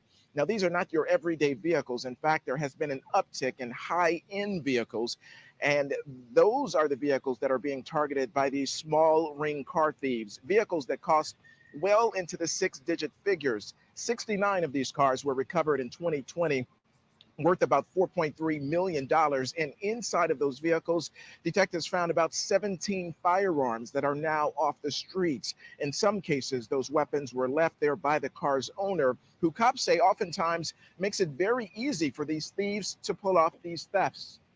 They were very successful only because we as a community were not doing our due diligence. That means we were not locking our doors. We were leaving valuables, Rolexes, watches, purses, cell phones, jewelry inside the cup holders. A multitude of vehicles ranging from Porsches, Range Rovers, McLarens, and other high-end vehicles are continuing to be targeted by the exact same individuals who would traditionally conduct burglaries.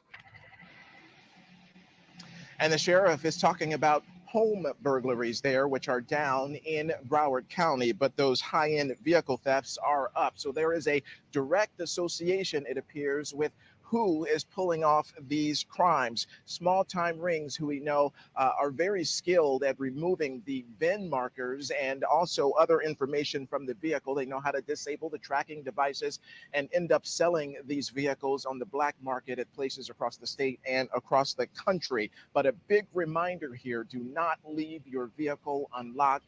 Remove all of the valuables. And Christy and Janice, in some cases, the key fobs from those actual vehicles are left inside by the car's owner. Of course, we don't have to tell you that that is a big no-no, but that is one of the ways that has made it very easy for these thieves to thrive. Reporting live near Fort Lauderdale, I'm Terrell Fournay, Local 10 News. You had to really be lazy to do that. I mean, you had to. Oh, wait, hold on, man. The teenager wanted for a deadly shooting in a bowling alley packed with kids and families is now behind bars. 17-year-old Jamel Barnwell surrendered to police in East Norriton, but as NBC 10's Dina Durante reports, despite the arrest, this case is not over. I don't know what the world's coming to. It's unfathomable that somebody that young could be that stupid. The longtime bowlers say they had never seen or heard of anything like what happened here on Saturday night. It just shows the way the young people are thinking nowadays. They're not trying to grow up to be men. They're trying to grow up to be gangsters. Police arrived for shots fired on Saturday. When they got here, 29-year-old Frank Wade was dead, and members of his family had been shot. Police were quick to pinpoint a suspect thanks to surveillance videos. And the group that came here dropped their cell phones in the rush to get away. Police say 17-year-old Jamal Barnwell came inside the bowling alley with two others that they haven't named. Wade and his family had finished bowling, and sources say Wade posted his location on social media. When he walked inside, police say Barnwell handed his phone to one of the men he was with.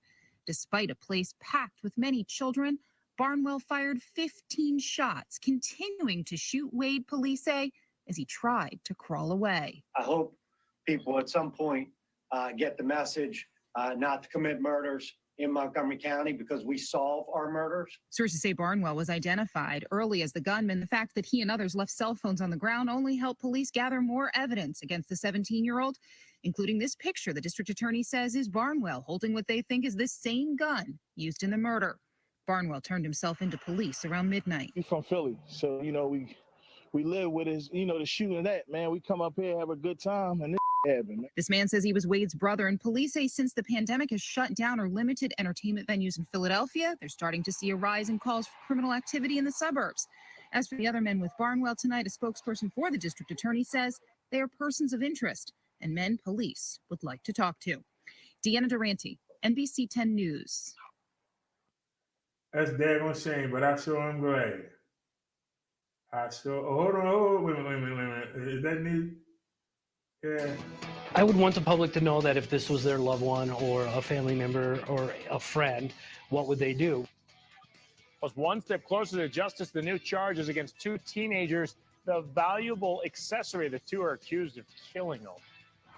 That's where we begin tonight at 9. New developments tonight in the death of a beloved member of the UW Whitewater community. And investigators say it was all over sunglasses. And police are now trying to track down two teens on the run in the death of 22-year-old Purcell Pearson. An update we broke on this Fox 6 earlier this evening. Take a good look here. Charges are now filed against Tyrell Joseph and Ismael Marino, both 17 years old. Fox 6's Casey Cronin is live tonight with the exclusive details emerging as the family searches for justice. Casey? Good evening, Ben and Mary. Outlined in court documents we obtained earlier today, we're learning that fatal shooting stemmed from a transaction gone wrong. Two 17-year-olds have been charged in Pearson's death. Warrants have been issued for their arrests. It's been more than 2 weeks since 22-year-old Purcell Pearson, known to loved ones as Percy, took his last breaths. Charged Monday with first-degree reckless homicide are Tyrell Joseph and Ismael Moreno, both 17 years old. I would want the public to know that if this was their loved one or a family member or a friend, what would they do? Wouldn't they want these individuals captured and off the street so that they can't hurt anybody else? Court documents show on the morning of February 6th, a series of messages were exchanged on the OfferUp app between Pearson and someone who identified himself as Pablo Fernandez. Pearson had arranged to sell 2 pairs of designer Cartier glasses for $500. Shortly before 12:30, Pearson is seen on surveillance video near 23rd and Wisconsin, standing at the driver's door of a minivan. As the van takes off the wrong way down the street, Pearson is seen clinging to it before police say he was shot by someone inside. This family does not deserve this. Our victim was a very innocent victim. Police traced the messages from Fernandez back to Joseph. Through surveillance, police determined both Joseph and Moreno were in the van. Lieutenant Justin Carloni with MPD's Homicide Division is now urging anyone with information to come forward. A peaceful capture is what we're looking for, and the public may be able to provide that assistance. In a written statement to Fox 6, Pearson's mom, Stephanie Johnson, said in part, "Nothing will bring my son Purcell back to his family. This was a case of needless violence that has broken so many hearts and hurt his family with unbearable pain." Pearson's mom went on to say their family is shocked at how young those suspects are. Again, those two teens are not yet in custody. If you have any information that could help lead to their arrests, you're asked to contact Milwaukee Police or Crime Stoppers, which you can do anonymously. Reporting live in Milwaukee, Casey Cronin, Fox 6 News. All right, and you feel so... That is ridiculous. That is utterly ridiculous. You killed a 17-year-old for 2 pairs of sunglasses. 2 pairs of sunglasses. You killed a 17-year-old for 2 pairs of sunglasses. Snazzy sent me a video, and without even looking at it, my first thought was, Marsha, Marsha, Marsha.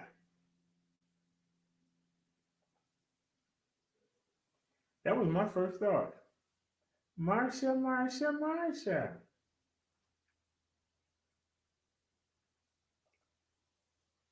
You remember from the Brady Bunch, how Jan was so jealous of Marsha?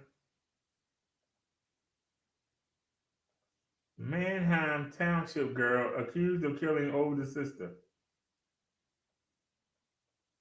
We got a video, sweet. Yeah. Homeowners, this incredible tip is just for you. If you owe less than $331. Skip ahead.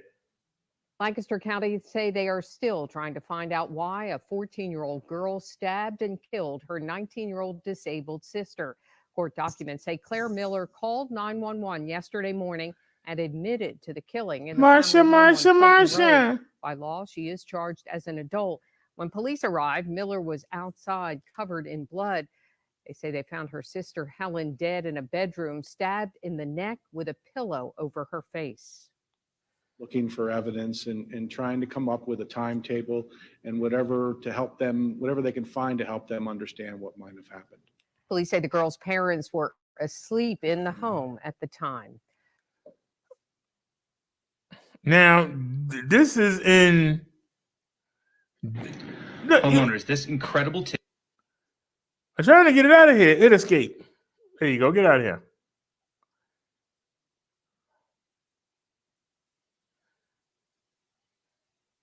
I need y'all to understand something. The girl was older, but she was in a wheelchair. This became the opposite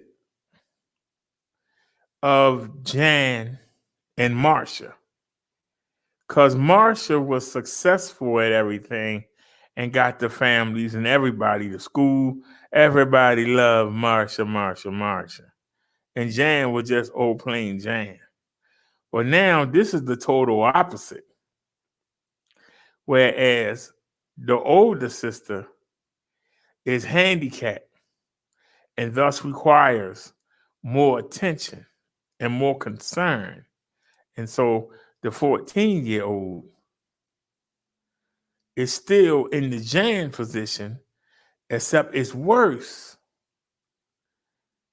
You know, because Marsha was not crippled. Marsha was not handicapped. But the fact that somebody who is crippled still can garner more attention than you can. That's what drove this young lady over the edge. Somebody that's crippled can still generate more attention than you can. Different with Marsha. Marsha was just the greatest thing. But you couldn't get more attention than someone who is crippled. What does that do to the psyche of this young lady? And you see the results.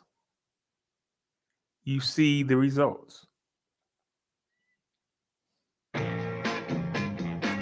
Make sure you show love to all your kids. Try to spread it equally. Enforcement about the security failures during the attack at the U.S. Capitol. This as we learn more people from our area now face charges. CBS 2's Dick Brennan here with more on all of this. Dick. Well, Maurice and Christine, authorities who testified said they weren't prepared because of poor intelligence and a breakdown in communication. This comes as two men from our area are arrested in the attack. One a former NYPD officer, another a GOP party official on Facebook calls himself a Republican Messiah. 54-year-old Thomas Webster is a former NYPD officer and Marine, but authorities say on January 6th during the Capitol riot, he was, in their words, like a junkyard dog, teeth bared, fists clenched, that he attacked a police officer with an aluminum pole and ripped off his protective gear and gas mask, causing the officer to choke. Webster is being held without bail. Also in federal court today, 46-year-old Philip Grillo of Glen Oaks, Queens, a Republican state committeeman. During the riot, he's seen on video jumping through a broken window and marching through the Capitol. Witnesses from his neighborhood tipped police. He was in part identified by his St. Anne's Council Knights of Columbus jacket. Authorities charged him with unlawful entry and disorderly conduct and using threatening and abusive language. Do you swear that the testimony you will give? In Washington, Capitol security officials testified on what went wrong during the riot. I was just stunned. Metropolitan Police Acting Chief Robert Conti says he could not understand why he couldn't get backup from the National Guard. You know, I have officers that were out there literally fighting for their lives. Former Capitol Police Chief Stephen Sun says he was told on January 4th that bringing in the Guard would be bad optics, but some deny that was a factor. Let me be clear. Optics, as portrayed in the media, played no role whatsoever in my decisions about security. U.S. Capitol Police now acknowledge they received an FBI report ahead of the attack, describing online threats of a, quote, looming war at the Capitol. The United States Capitol Police Department did get that report. I was just advised of that in the last 24 hours. Now, senators say they will hold other hearings involving government agencies. This is on top of the so-called 9/11 style commission that Man, I don't want to hear put nothing. together to investigate. Because you didn't go after Trump. So why are you going after anybody else? You didn't nail Trump. You did not nail Trump. Why should we expect you to nail anybody else? If you couldn't,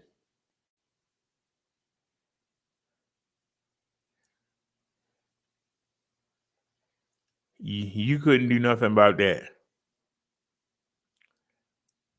That's all I want to know. Anything else we're looking at?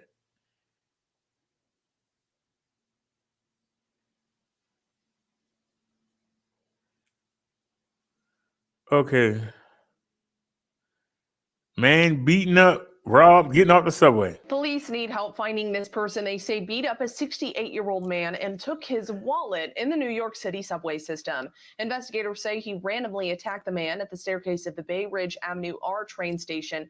That was around 3:30 in the afternoon, February 18th. Anyone with any information is asked to call the NYPD Crime Stoppers hotline. That phone number is 1-800-577-TIPS. Now, in response to a series of violent crimes, NYPD recently deployed hundreds of officers in the subway system. Katie Johnston for CBSNewYork.com.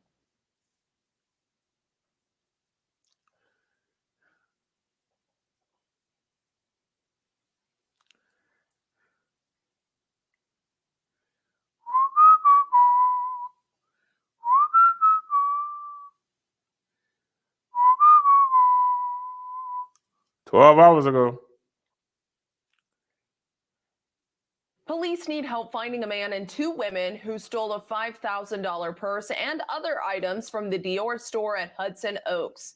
The trio walked in around 6:30 in the afternoon, February 6th, put items into a bag, and then left without paying. Police are investigating a string of robberies targeting more than 20 high-end clothing stores.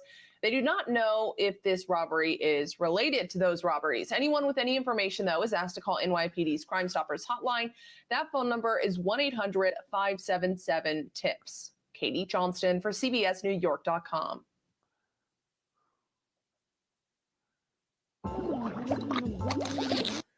Oops. Chaos in Texas's snowstorm that left more than a dozen dead and millions without power. Here's a story about generosity during tough times. While customers were gathering food and other staples as the storm rolled into Austin, the power got knocked out at H-E-B, a grocery store. Customers with credit cards were left stranded, but instead of making them put their items back, customers say the store decided to let them leave without paying. Tim Hennessy was in the store when it happened and joins us now. Tim, good morning. Thanks for being here.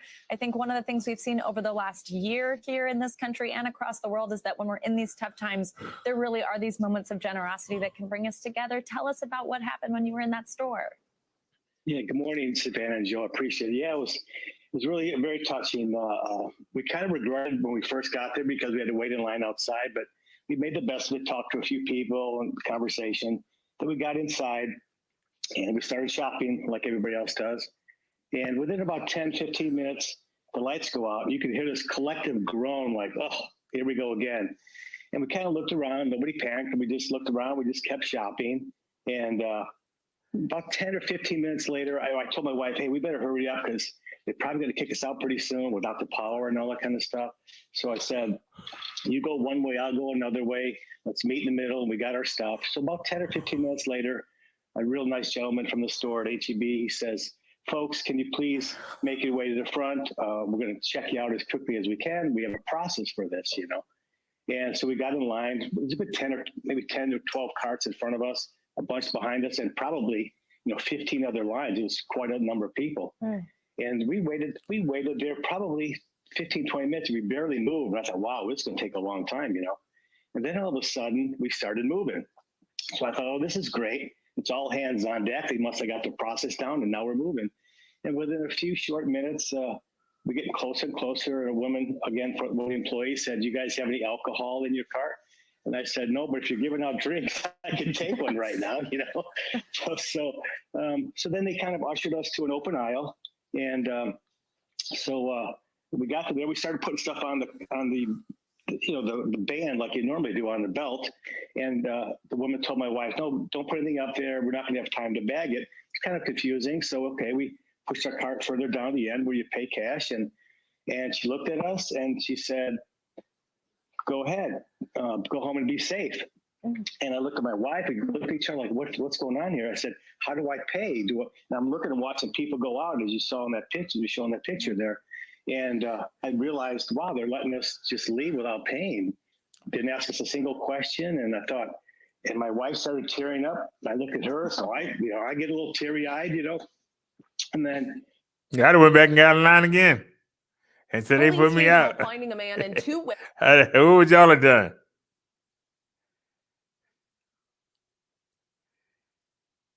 This man got 589 views talking about the kind of bike I'm talking about getting. Well, is it going to carry me? Is it going to carry me? 400-mile review. It's so close, and by the time I finish my little wet weather ride, it's not quite raining here, but it's pretty cloudy. It's going to be over 400 miles. So there's a few things you need to check at 400 miles. I'm going to point them out.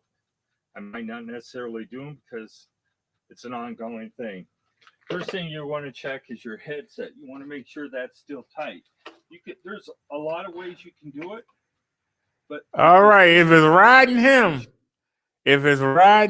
it'll ride me. Hee. Hoo-hoo. This is 1 hour ago, y'all. Breaking news, 1 hour. Philadelphia police tonight released clearer and closer video of the man they say raped a woman inside a ladies' restroom at the Macy's in Center City. The assault happened Sunday morning. This new video shows the wanted man entering and leaving a store in the area of 52nd and Girard Avenue after the assault. Got his blunts. If you recognize this man, you're asked to contact and his liquor. He got his blunts and his liquor. He ain't got off. And y'all know what I mean when I say he got his jollies off. Now he gonna go relax with some weed. A son of a gun. That's too old.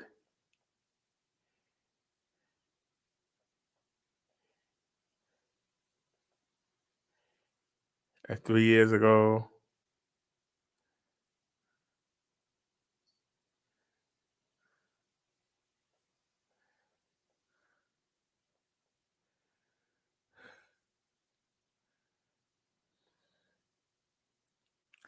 I really don't even care.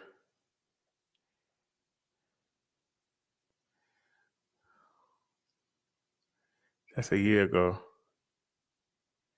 A Brooklyn artist fighting to stay alive after police say he was attacked by a stranger. The weapon was a baseball bat. CBS 2's Andrea Grimes has more on the attack that was caught on camera. Cell phone video caught the brutal beating that we're pausing because it's so graphic. A man with a baseball bat hovered over his victim on the ground with his bike. For him to get, assaulted the way he was is just heartbreaking because he's seen so much and survived so much in this city. Shannon McGregor's best friend, Pierre Francione, was the one attacked. Investigators say it happened last Wednesday around 5:30 p.m. here at the intersection of Flatbush and Parkside Avenues in Prospect Lefferts Gardens, Brooklyn. A worker at this food cart says Francione was here ordering when the suspect approached him. He asked him for food, he asked him for money. No, he ignored him and he refused. He not give him attention for him. So he ignored him and then he said no. Yeah. Shortly after, investigators say the suspect, a stranger identified as Ashanti Robinson, beat Francione in the head, leaving him unconscious. Police nearby quickly arrested Robinson when he tried to run away.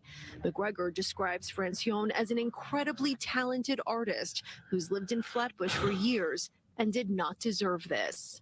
I mean, he's a beautiful person. He's a beautiful soul. He painted consistently, has a huge collection, a huge catalog of work.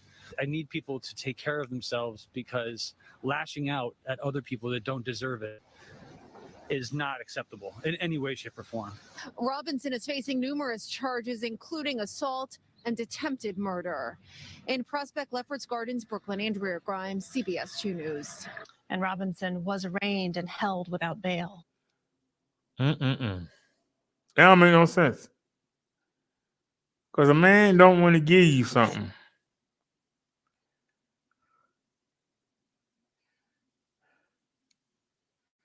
All right. Somebody told me about this earlier today. First responders had to pull Tiger Woods out of the wreckage of the car. His vehicle, reportedly traveling at a high speed, went off the road and rolled over on a hillside just south of Los Angeles on the Palos Verdes Peninsula. He suffered serious injuries to his legs and we're told undergoing surgery. Eyewitness News reporter Jim Dolan is in the newsroom with the breaking details. Jim. Liz, the car Tiger Woods was driving skidded off a narrow road in Southern California this morning and flipped over at least once. His legs were broken in multiple places, and it's not clear what other injuries he might have sustained. First responders had to remove the car's windshield in order to get him out of the car and onto the hospital. The latest word from the doctors is that he was still in surgery. The accident happened on a remote stretch of road in Southern California. Tiger Woods' SUV came to rest this morning, its parts mangled and scattered beside Hawthorne Boulevard in Rancho Palos Verdes in Southern California. Woods had been traveling north on the narrow, twisting road a little after 7 o'clock this morning, West Coast time, when the single car accident happened. First responders pulled him from the wreckage and took him to Harbor UCLA Medical Center in serious condition. Woods suffered injuries to his legs that are not considered life-threatening. I mean, I'm sick to my stomach. You know, it hurts to see one of your, now my closest friends. Who cares? And the reason why I say who cares is because you got a man that can drive a golf ball hundreds of yards and make it land in a little hole, a little cut in the ground. But this man can't drive a car. This is his second accident. I heard that Orientals can't drive, and we know he's half black, half Oriental. Is that it? This is his second almost life-threatening crash. He has money. Hire somebody to drive you. You only good at driving a golf ball, but you're not good at driving a golf cart. Okay? Hear me say that. He need to have somebody drive the golf cart when he play. He need a chauffeur to take him where he got to go. Take that man's driver's license, okay? Take that man's driver's license. Anybody have any comments on Tiger Woods not being able to drive? Anybody?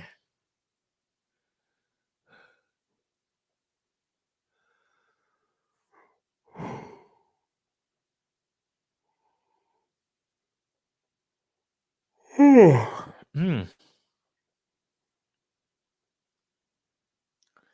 10 hours ago, y'all, breaking news.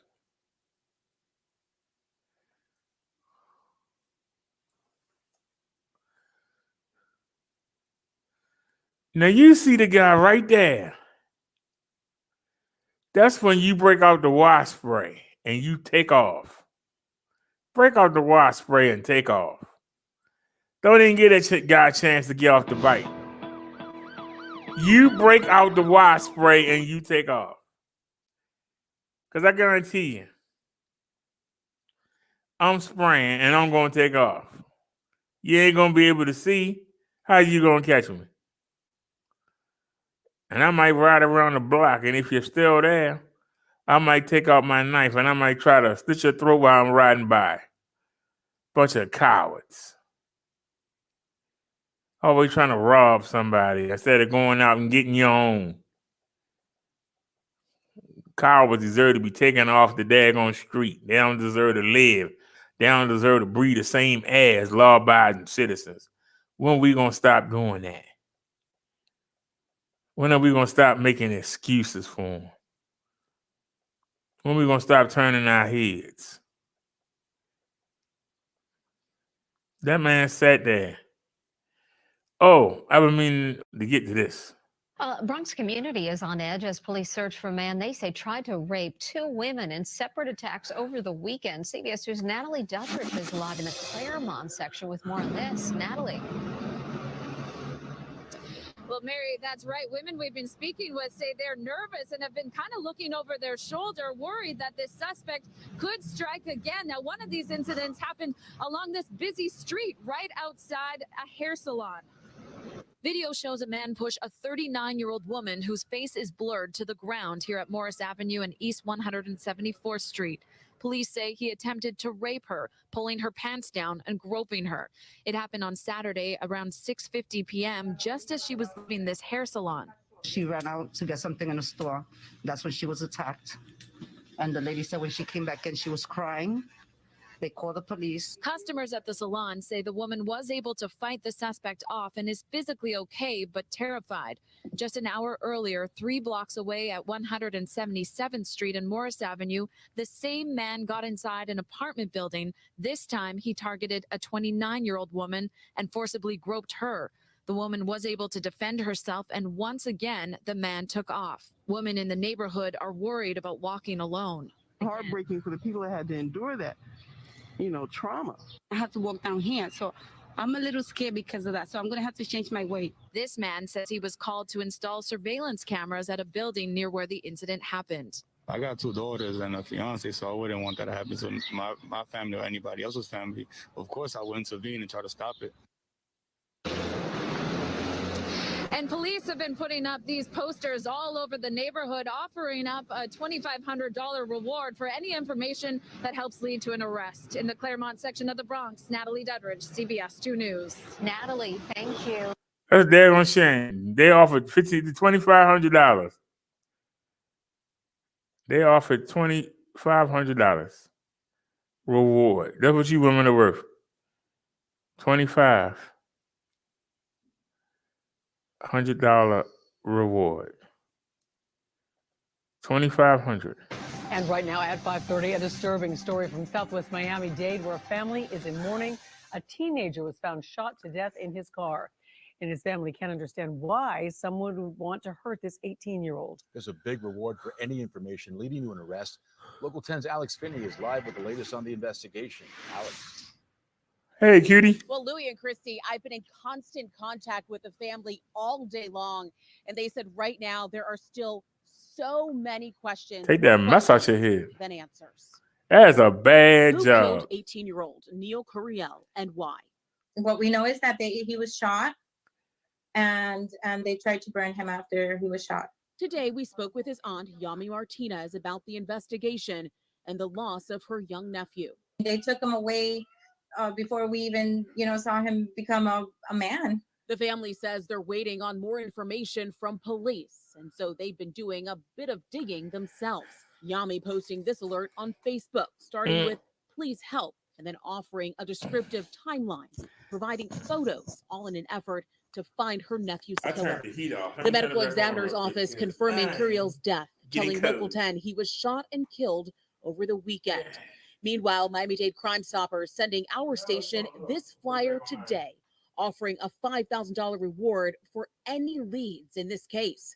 Miami-Dade police say they found the 18-year-old's body in the area of Southwest 187th Avenue and Southwest 8th Street around 10 a.m. on Saturday, February 20th. The family providing Local 10 this photo of Curiel's car, a blue 2-door Honda Civic found this morning in Southwest Miami-Dade. Finally, so that's hopefully a big piece to the puzzle.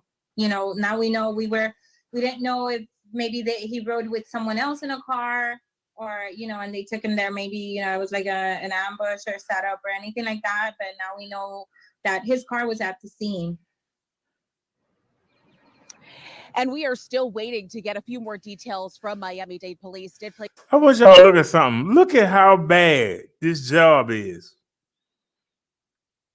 This woman makes too much money as a reporter to get this bad a braid job. You can see the nappy naps. If you look right down the center row, you can see her nappy head. These braids are tied to her hair. And you can see how thin it is and how nappy it is. She makes too much money to have this bad a job on her head.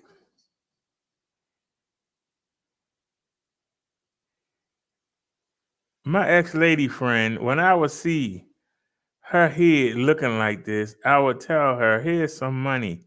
Go to the damn store and get this done. This looks terrible. So she's a reporter. What is her man saying? That she walking around looking like this? This looks like a child did it. I'm just saying. Y'all can get mad at me all you want, but tell me I ain't telling the truth. God darn. If you're not going to get it done right, don't get it done. I'm just saying. Placed a few calls to them today, still waiting to hear back. One thing that makes this even sadder is apparently 18-year-old Curiel there. He lost his father just 2 weeks ago. So a lot of sadness in this family right now, certainly as they're coming to grips with the loss of this young man. But nonetheless, police do need your help here. If you have any information, make sure you give Miami-Dade Crime Stoppers a call. That number is 305-471-TIPS. We're live in Doral tonight. Alex Finney, Local 10 News. I'm just saying. And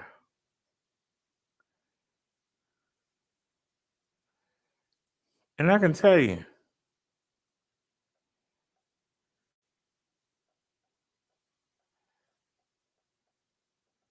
she grew out some dreads, but I can tell you, if I saw her and her hair looked like that, I would say, God damn, we got to do something. Because it looks a hot mess.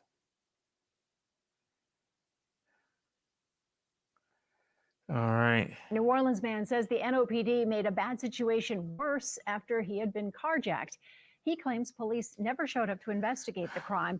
And as Paul Murphy reports, the victim also says instead of being helpful, a 5th District officer berated his girlfriend and then hung up on her. Ryan Clute says he was in the 1500 block of Congress Street in the St. Claude neighborhood, loading donated toys into a running car. The New Orleans musician says a man suddenly rushed him from behind.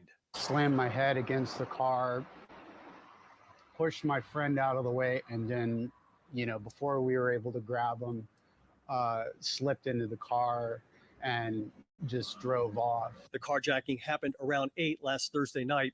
Clute says his friend's iPhone and his iPad were in the car. They were able to track the stolen vehicle in real time using the Find My Phone app on both devices. Clute called 911 to report the carjacking and the car's location. I said, can you send a unit out because we have a fix on the vehicle's location? He said, well, I'm going to have to finish writing out this report. Clute says New Orleans police never arrived on Congress Street to investigate. So he went to the NOPD's 5th District headquarters just 4 blocks away to report the crime. I'm trying to explain that we know where the car is right now. If you can bring a unit out, we can go and track it down. And they seem not interested at all in tracking down very concrete leads. Clute's girlfriend, Katie Myers, owns the vehicle, a 2019 red Kia Rio. She called the 5th District the next morning to check on the status of the investigation. Myers says the officer who answered the phone here at the 5th District berated her, told her the carjacking wasn't her problem, then hung up on her when she asked the officer for her name. Felt really bad. It felt really isolating. And I haven't heard nothing about it. You got a link? Where things already feel just a little scary and a little desperate. It made us feel a little bit scared and a little bit more desperate. Eventually, the carjacker dumped the iPhone and iPad in New Orleans East. Right here off of Reed Boulevard and Prentice. Clute says the last known location of the vehicle was near North Galvez and Port Streets. The NOPD is now investigating the crime and the way the couple was treated by the department. We have received a complaint concerning the behavior toward a citizen by one of our officers, NOPD Superintendent Sean Ferguson said in a written statement. A formal investigation Okay, if you can find one. is underway. This type of behavior does not represent our professionalism and who we are as a department. It will not be tolerated. And I think that officers are really quick to try and command respect when they themselves are not giving that same respect to the people in the community. I needed help, and they weren't there. they said it's not our problem, dude. As of this weekend, police had not found the stolen vehicle. Paul Murphy, Eyewitness News. So take a look. This is a picture that shows the type of car that was stolen. It was a 2019 red Kia Rio, Louisiana license plate number 288DWG. If you've seen it or know anything about this crime, call Crime Stoppers at 822-1111. Okay.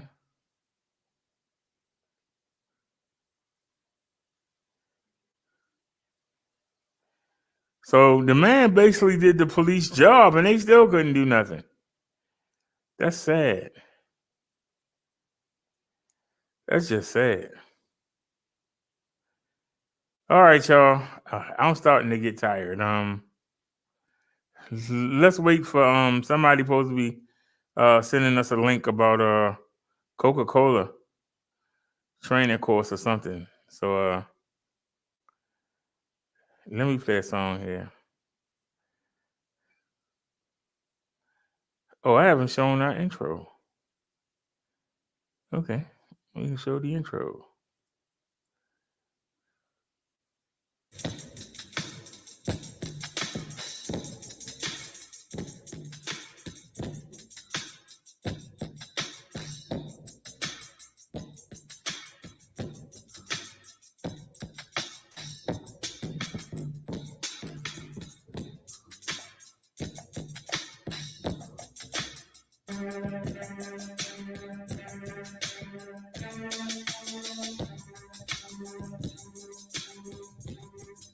Put headphones on or turn on your 5.1, your 7.1.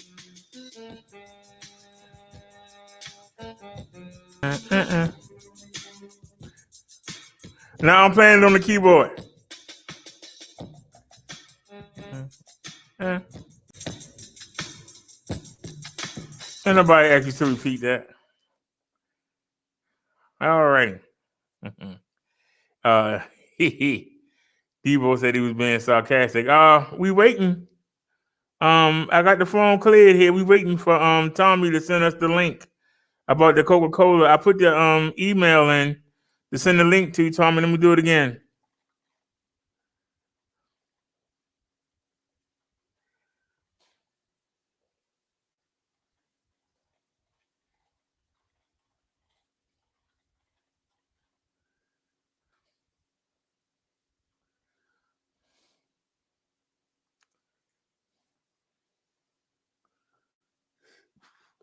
All right.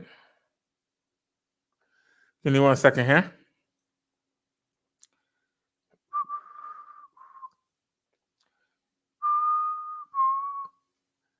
All right. Where's the link?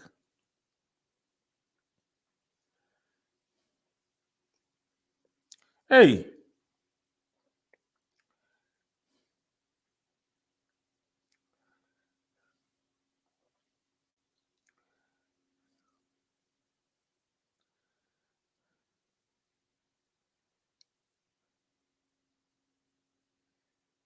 I'm trying to click it.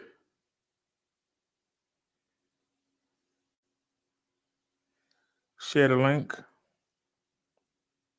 Send it to Hangouts. Who said I sent it to you?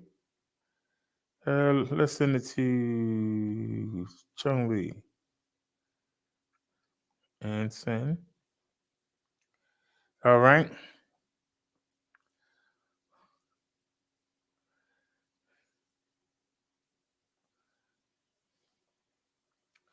Well, I don't know what you heard. I ain't working with nobody. I ain't meeting up with nobody. This is a solo operation. All right, what happened?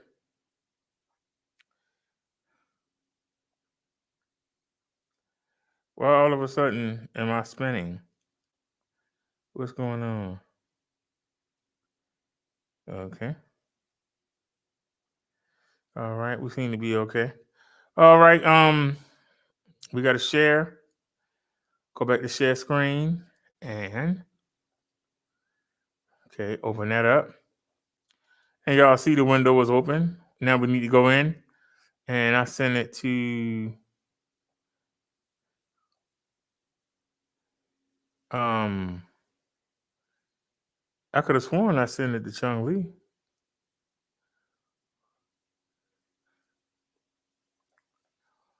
I ain't even gonna say nothing. Just copy link address.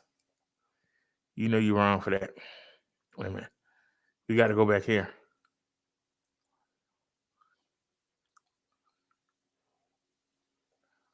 All right. And drop that link. Unnamed PNG. What, you trying to send me a virus?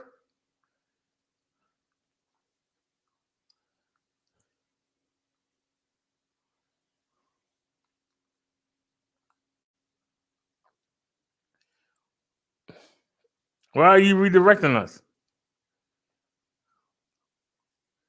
Paste.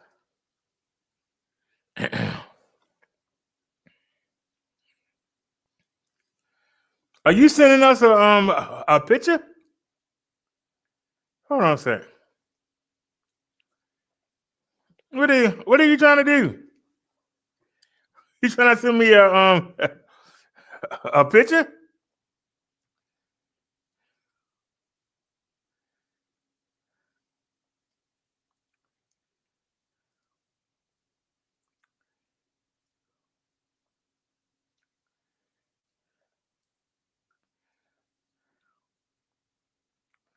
All right, let's go back in again.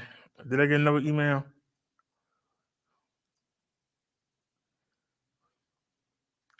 It wasn't a YouTube video. It's for a picture, a PNG. Mm-hmm. Let me see what happened for from Hangouts. It did the same thing. So now go to show all and delete all three. Oops. All right. So we deleted all three of them. Now go to downloads. And yeah, you sent us pictures. That's what they are. And you can delete them too. All right.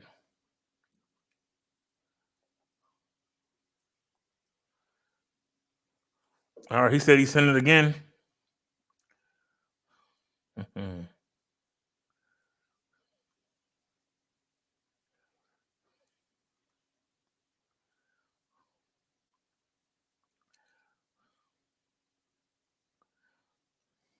Well, I got it off my PC, so it didn't do any damage. Let's go back. Gmail. He said he sent another one, so let's back out. Okay. What are you doing?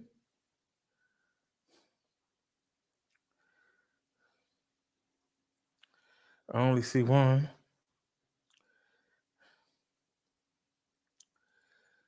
Okay, what about this? Can I share the link? Let's try Liz this time. And send. All right. Let's try it again, y'all. Go back in. Let's find Liz. And there it is. Copy link address. And paste and go. Right.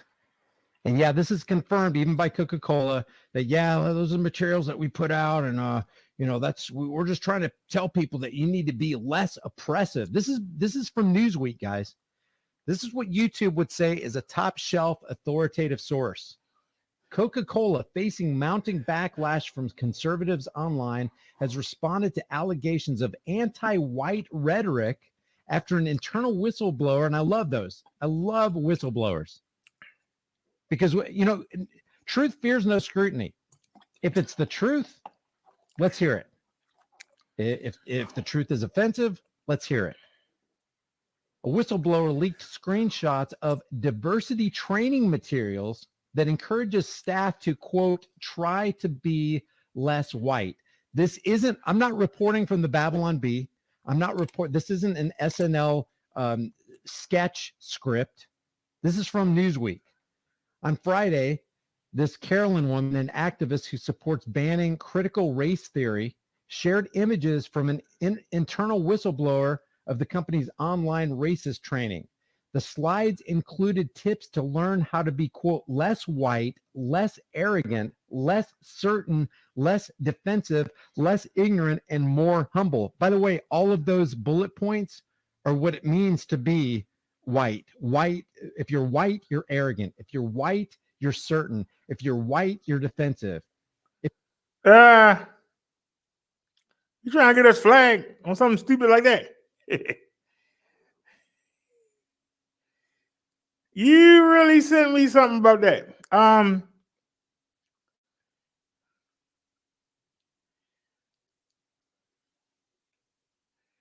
That sounds like the total opposite of somebody trying to say you ain't black enough.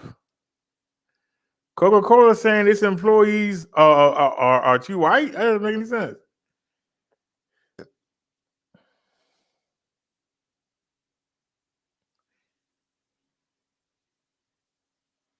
It's kind of hard to build the case for that when we talking about the dominant race.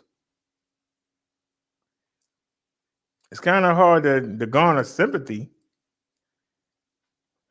Do I agree?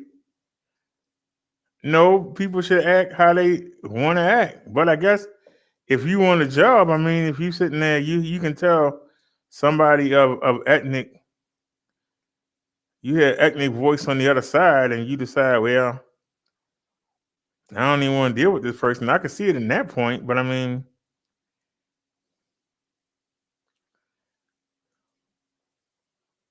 it depends on the person. I mean, if the person is that way naturally, if they're going to be dealing with customer service, they might need to be taught more customer skills, but I wouldn't necessarily say act less white.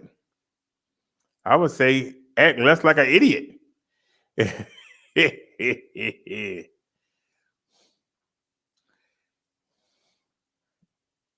How do you achieve being less white? Not act like a Karen or Darn. I guess that'd be the same way you can tell somebody, how could they act more black? Go around saying, you know what I'm saying? You know what I heard? You know? And putting at the end of every sentence, yeah, I'm going to do it. I mean, this is an image. But you have to be in a position of power to actually push that through. That's why it's hard to really get amped up. Because say you don't do it. What could the person on the other side of the phone do? Nothing.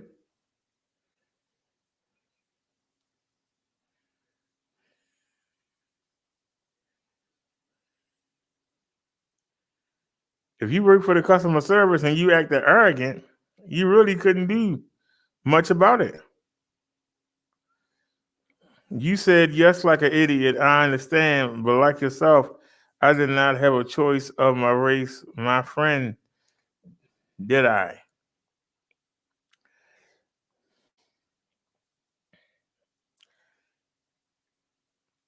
If Coca-Cola was getting complaints about the people handling the customer service was not talking to the people right, I could understand the course, but I don't agree with being less white.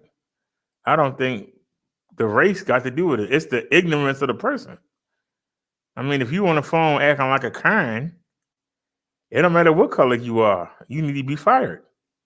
Or you need to go through training and be trained on how to talk to people. It don't matter what race you are. So I wouldn't look at the race part so much as look at why do they feel that they have to put you through a training course. That should be the question. These are things that a person should know. You shouldn't have to be taught that. Why they feel that they got to teach these people that? That should be the bigger question. What's going on between the staff at Coca-Cola and the public that the company feels that they must take these steps? I think that's the more important question. What do you think?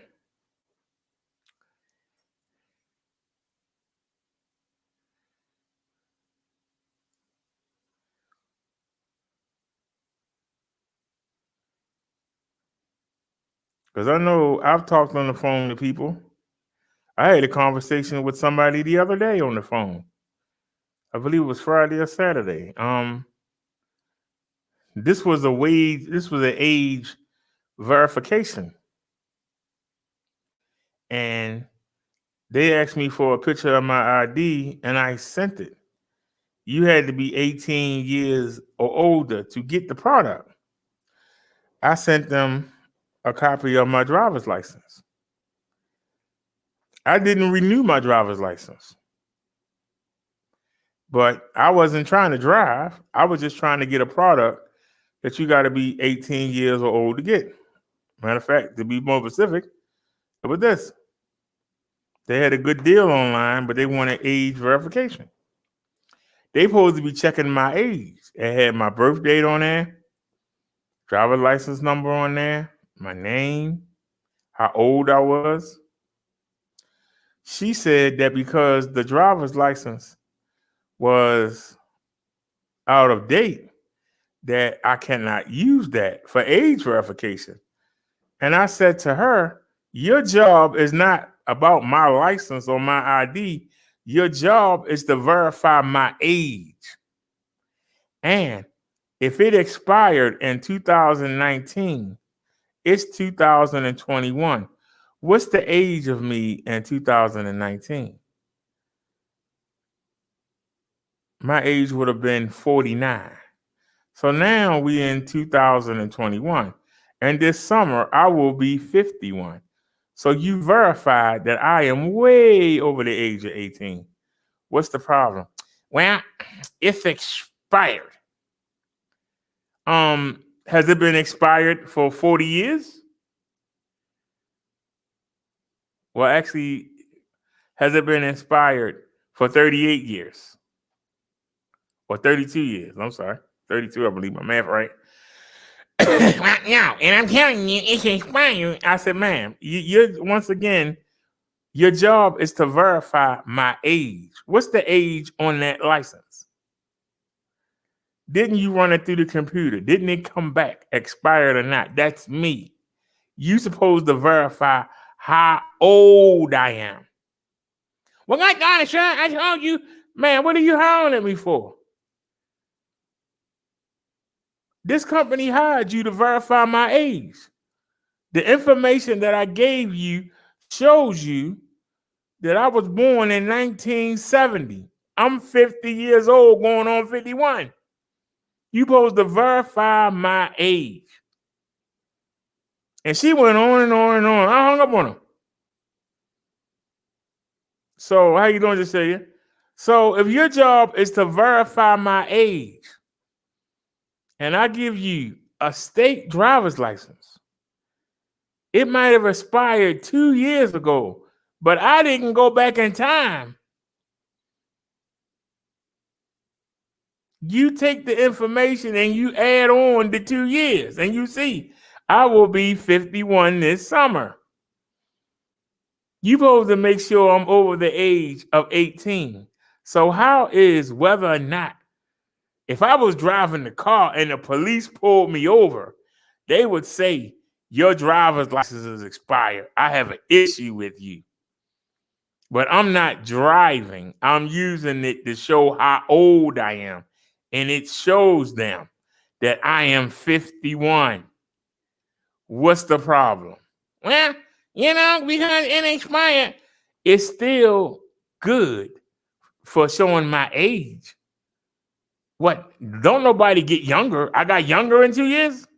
So I went from being 49 to being 17 in 2 years. I thought you got older, not younger. Well, yeah, and he went on and on and on. Now, should I call back to the company and have her reprimanded?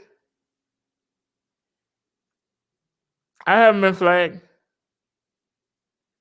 I haven't been flagged, you see? But I'm just saying to you, there are some people who do need to be corrected. They have to be corrected.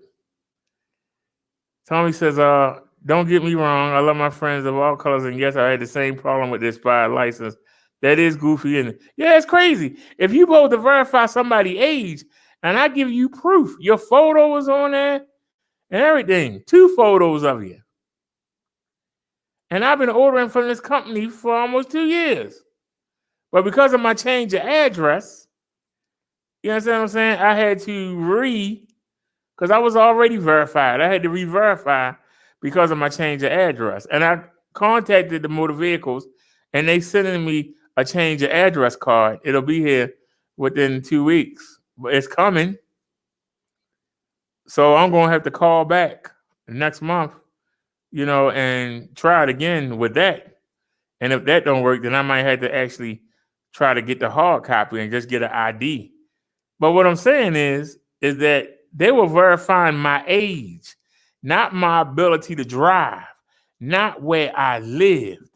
They were verifying my age. Because see, if I had it sent to the old address, it would have went to the old address. I didn't want it to go to the old address. I wanted it to come to my new address. You understand what I'm saying? So I had been ordering from them for a while. Like I was just new out the blue. But because of my move.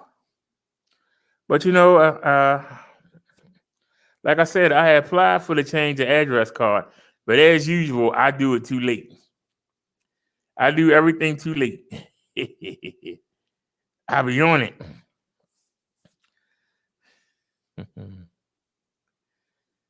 McDuck said current ID is a state law to buy beer. Well, I wasn't trying to buy no beer.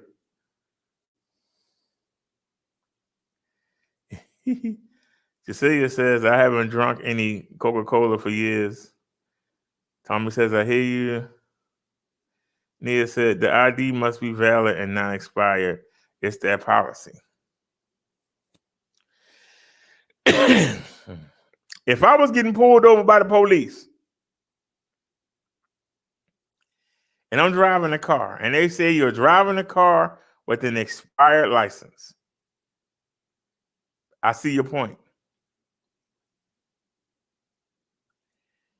If I'm trying to verify my address and I give you a card that's different than the address I told you, I see your problem. But your age don't change. You can talk to me, you blue in the face. If you 40 today and 2 years later, your ID expire, you are 42 today. You can't change that. You ain't got to go, well, I don't know because your ID is not right now. Everything looks right here, but it's expired. So I can't say that you old enough to ride this ride. I can't say you old enough to come in this club because, your ID is expired. I can see your birth date on there and everything. I see your Medicare card. I know you're old because you're getting Medicare, but, I just can't see it. Is it because the card is expired? That sounds stupid. I don't care how you say it. You can talk to me, you blue in the face. There's no way that you can logically make that an issue. Because, see, you can't say, well, I feel that you're underage when you see the age in your face. You can't say, I think that you're underage when you see the age in your face. But you do know because you see it in your face, you know to add 2 years to it and that you 42. That's what you know. So do what you know. Don't do what you feel. Don't do what you think, because don't nobody care what you think. Work with what you know, and the information gives you the proper information. And if you find a loophole, because that's what that is, that's a loophole. How do I know it's a loophole? Because if I go to the 7-Eleven right here and try to buy these, they won't let me do it. But if I go to the 7-Eleven up here by the market, they will. If I go to the Walgreens, they will. If I go to the Family Dollar, they will. So that's not a straight up law. Because how can you go to two different stores in the same company and one say yes and one say no? And y'all have seen me go there. Y'all saw me go to Walgreens the other day when I got stranded. I pulled the ID out. She ran it. They had no problem with it. You supposed to verify the age, not verify whether or not it's expired. The age. Are you old enough to buy the product? Not can you drive? Not is this your correct address? There's a difference, you know. As you said, Ania, I think the ID has to be valid, whatever you need it for, Mr. Brother Derek. I think it's a policy rather than the individual you were talking to. Then how come we can go to two different 7-Elevens and one 7-Eleven says yes and one 7-Eleven says no? If it's the policy of 7-Eleven, wouldn't it be a policy of all the 7-Eleven?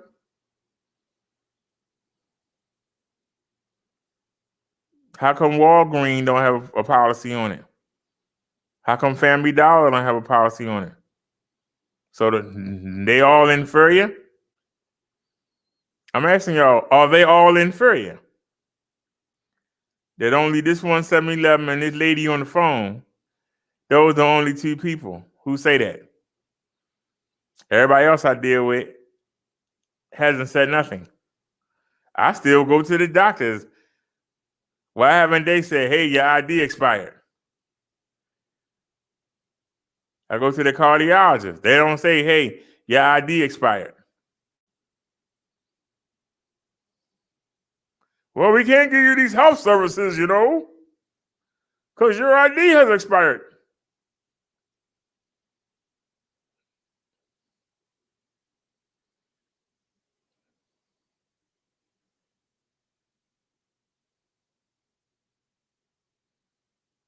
So I'm saying something ain't right there.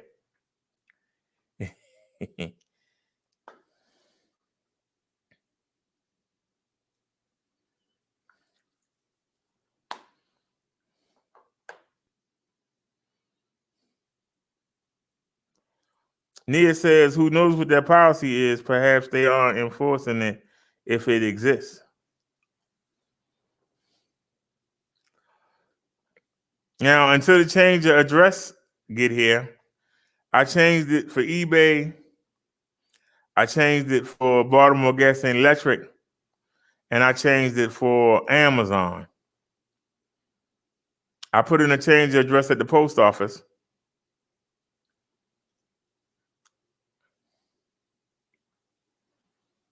But until I get the copy of the change of address, I'm not gonna change my address. Now the mail lady knows that I moved. So we just had to hope. But Nia says, who knows what the policy is? Perhaps they aren't enforcing it if it exists. Well, you can't have it half and half. You got to be all in, all out. Now, we have made the correction. I got the change of address card coming, and I'll be sure to hand my ID with the change of address card. And the fact that I was able to go on the computer and put the same driver's license number in, and my information popped right up. That means even though the card has expired, my driver's license ID is still valid with the state of Maryland, which kills your argument. I didn't have to write or type anything except the new address. Everything popped right up. So the driver's license number is good, whether your ID has expired or not.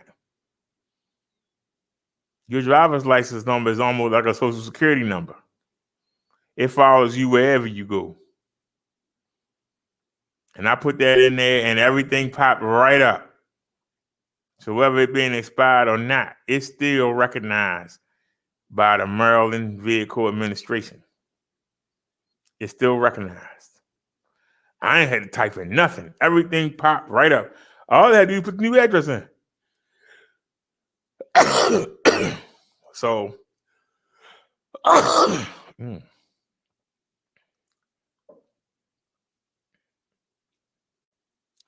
did. I applied for the change the address card. It'll be along, and sooner or later I'll apply for an ID. I really don't feel like spending $55 on a. I guess I can do it when the stimulus comes. Go ahead and update. You never know. Maybe somebody will bless me with a car. I doubt it. Why even worry about it? But I'm just saying, I thought that lady on the phone was ignorant. And she was getting madder because she couldn't give me a good reason. And so rather than, try to have a logical conversation, the logic didn't work. She didn't know how, to stand on her own and actually debate. And so she got ignorant. I understand. A lot of people do it.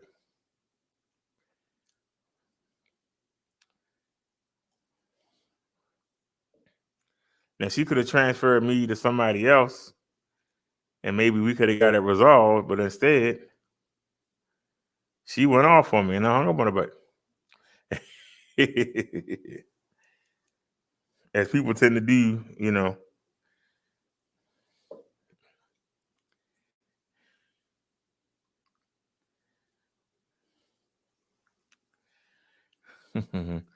Cecilia says, ha, all is well. Bye now. It's 5:52 a.m. Time to get ready for me to start the day. All right, Cecilia, thanks for stopping by there. I played your video the other day. Did you see it? Nia said she's not there to debate. She's there to follow company policy. No, she's in customer service, and she's there to serve the public.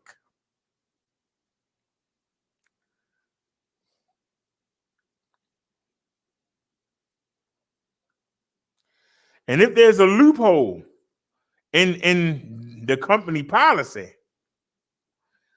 then she is to transfer to me somebody higher up, not go off on me. She's not there to debate. Well, what's she there for?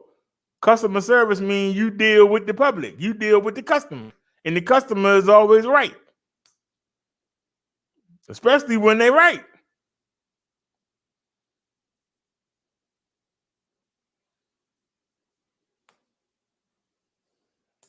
She had nothing to stand on.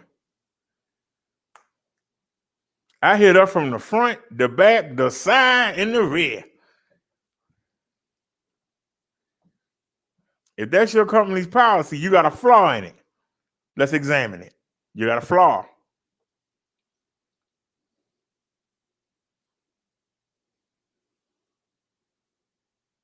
She's trying to use a technicality, but that technicality is far beyond what you're trying to do. You're trying to verify somebody's age. You're not trying to verify whether or not they fit to drive the car. You ain't trying to verify where somebody live. Your job is to verify the age. Is the person over the age of 18? That's your job. That's it. That's what you were hired by the website to do. Find out, is the person old enough? Because it's supposed to be about keeping minors from buying it. That's the job, to keep minors. If you got proof that I'm not a minor, then you overstepping what you were told and hired to do. I got a right to question it as the customer. And if you get an attitude with me and get mad, that's poor customer service. Your job is to verify my age. It ain't to verify whether I can drive. It ain't to verify whether or not I live where I say I live. Your job is to verify my age. You could have asked me for other documents. I could have gave you my Medicare card. Could have gave you other documents. She didn't ask. You're supposed to be finding out how old somebody is. I could have sent you a birth certificate. I got it. You didn't ask. Instead, you went off on me. Because you ain't like the questions that I was asking. They were making too much sense. And instead of being logical and responding and dealing with the customer, you went off.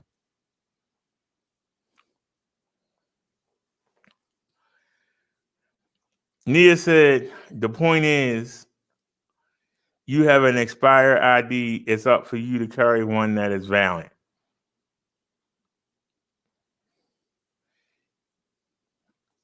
Nia, what's the purpose of an ID? To show who you are. Did I not prove who I was?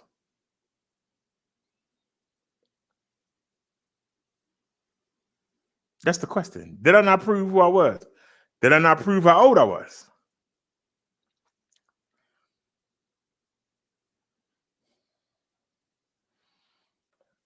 That's what it was about.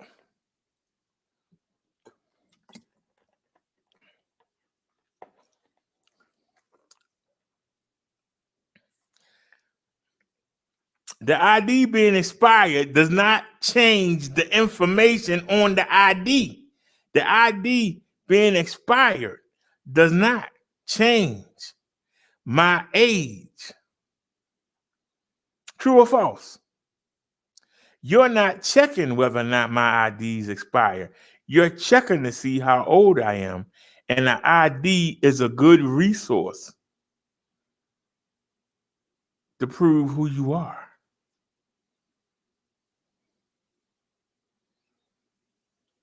Now, if I had been riding in the back seat of somebody's car and the cops pulled us over and they asked us for ID, the cop would say, hey, you know your ID expired. I said, yeah, I know. And he'd say, all right. And there you go. He never mentioned it again. I know because I've been pulled up and I've shown my ID to a cop. They made the little comment, hey, you know it's expired, and go about your business. Because it's not relevant to why they stopped me. But they know who I am. If I had nothing, then they want to take me downtown until they can verify who I am through fingerprints or something. They got the information that they wanted. The information that the woman wanted was on the driver's license. She needed to know my age, my birth date, and my age at the time was right there. It's not going to change. My birth date is not going to change. It's not going to change because the license expired. Now, there's no way to, you're not going to win that one.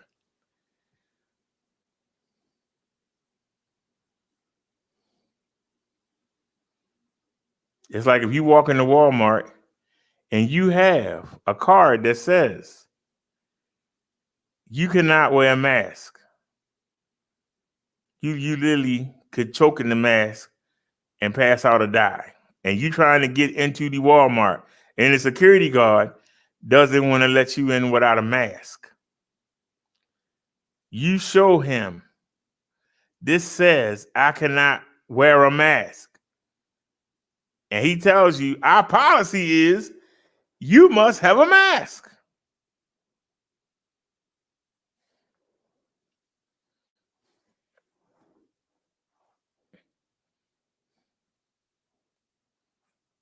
It's the same situation. Well, I choose not to recognize what your doctor said, but my policy of my company is you must have a mask.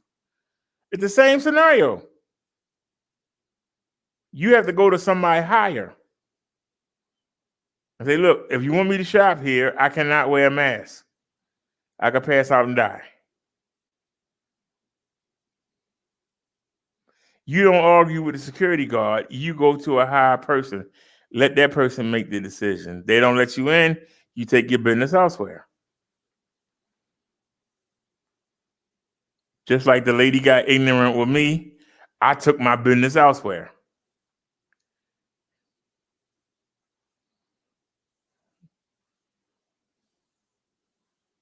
Despite her kirking out on me, I got on the bike and I rode down there and I got what I needed. She didn't stop me from getting what I needed.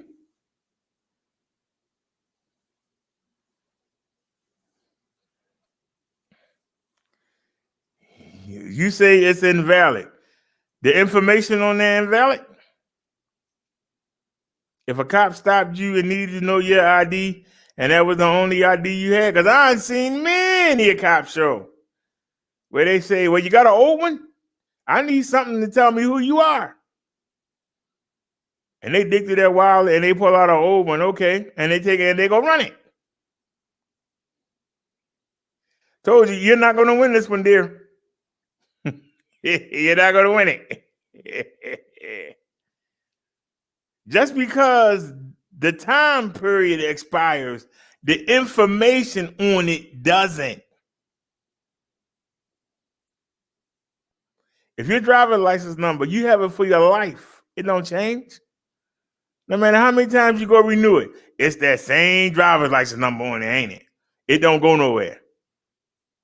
Your birth date, every year, it say the same thing. It don't go nowhere. Do it. Does your birth date change every time you renew it?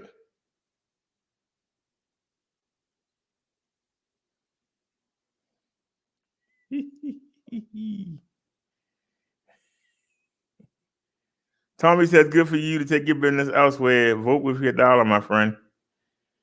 Well, I did. I took my business elsewhere. That lady cost them some money. And somebody donated, and I wound up getting a lot more. I was only going to order 4. I wound up getting 8. I wasn't mad at that guy.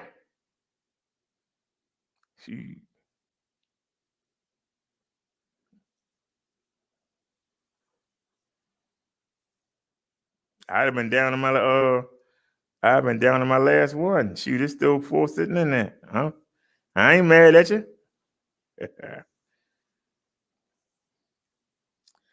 But I did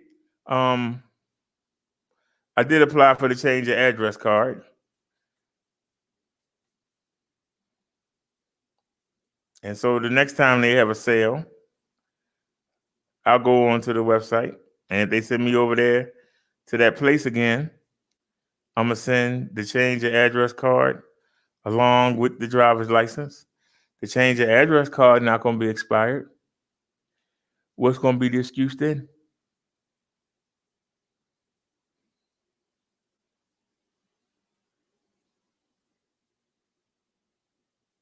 What's going to be the excuse then? Nia said, what about your responsibility to maintain a valid ID card? I already told you that the change of address is coming in the mail.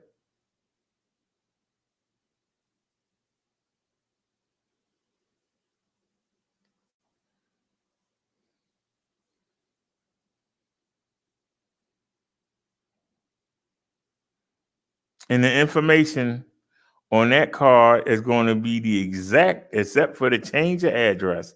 It's going to have the exact information on it. The exact.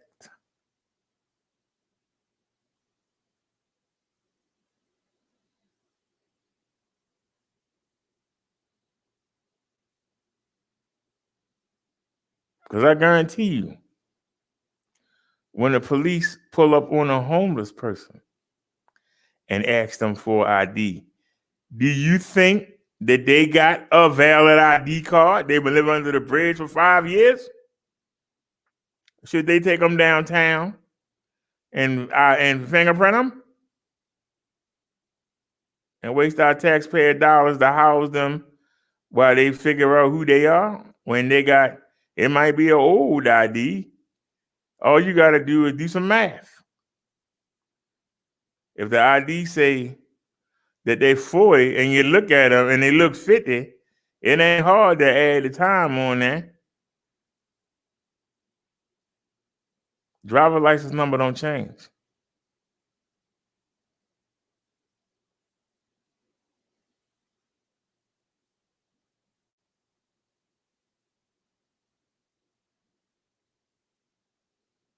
You said a change of address will not extend the expiration date, but it'll prove my age, and it's not expired. Isn't that what we're talking about? It'll prove who I am. It'll prove my new address.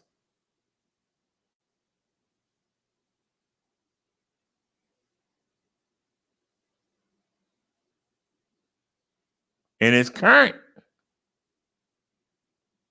It'll be from February 21.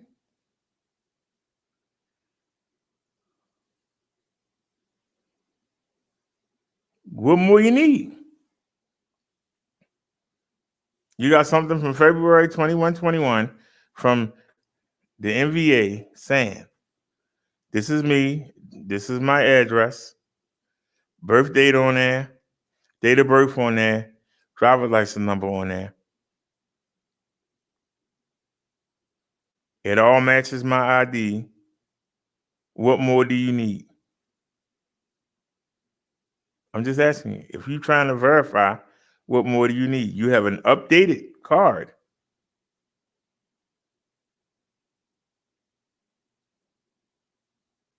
Now, the card is free, but the card proves where I live. It proves who I am. As long as everything on that card match everything on my picture ID, what's the problem?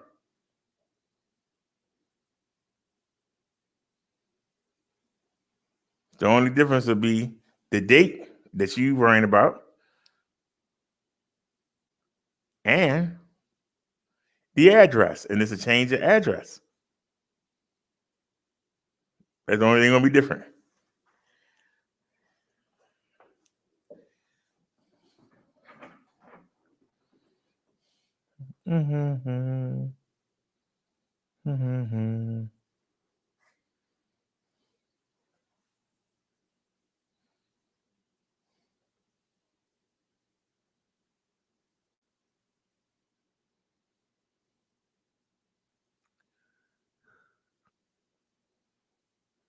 Now, Nia says it won't extend the expiration date. Well,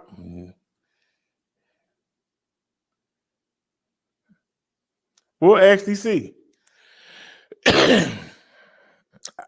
I'll see when the card expires. We'll leave that open for debate later on.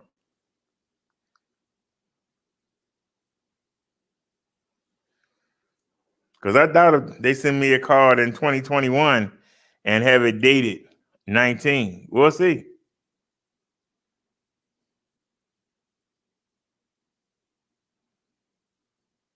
And I'll call that company back next month after I receive it. When they have when that website has the sale, I'll go through and log in again. Because see, if I did the old address, I wouldn't have to. If I did the old address, I wouldn't have to do a change. I could have left it alone. But like I said, I don't know who them new people are.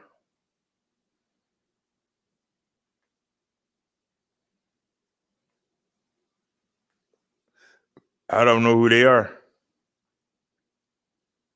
So I'm not trusting my stuff with them. I don't know who they are.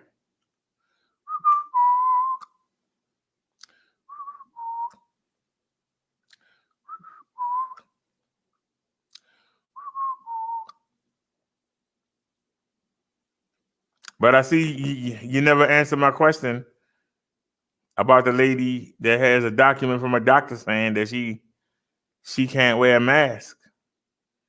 And the security guard won't let her in. without a mask on because it's the company policy.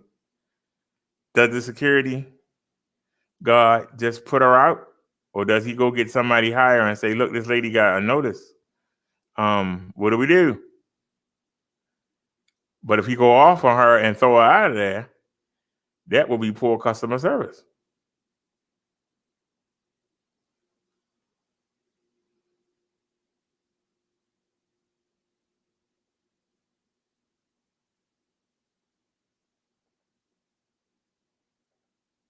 And that was the topic. The topic was customer service. Oh, Lord, here we are back in the subway again, 58 minutes ago. Breaking news, breaking news. This up to date on the search for the woman accused of punching a toddler on board a subway train. Punching the Police baby. releasing this picture of the suspect. Investigators say the 2-year-old was sleeping in his mother's arms when the woman who was panhandling punched him repeatedly in the face. This happening on a C train near the 116th Street station. The boy was taken to the hospital and is okay. What? What was the mother doing? What was the mother doing? What the hell was the mother doing holding the baby while somebody punching them in the face?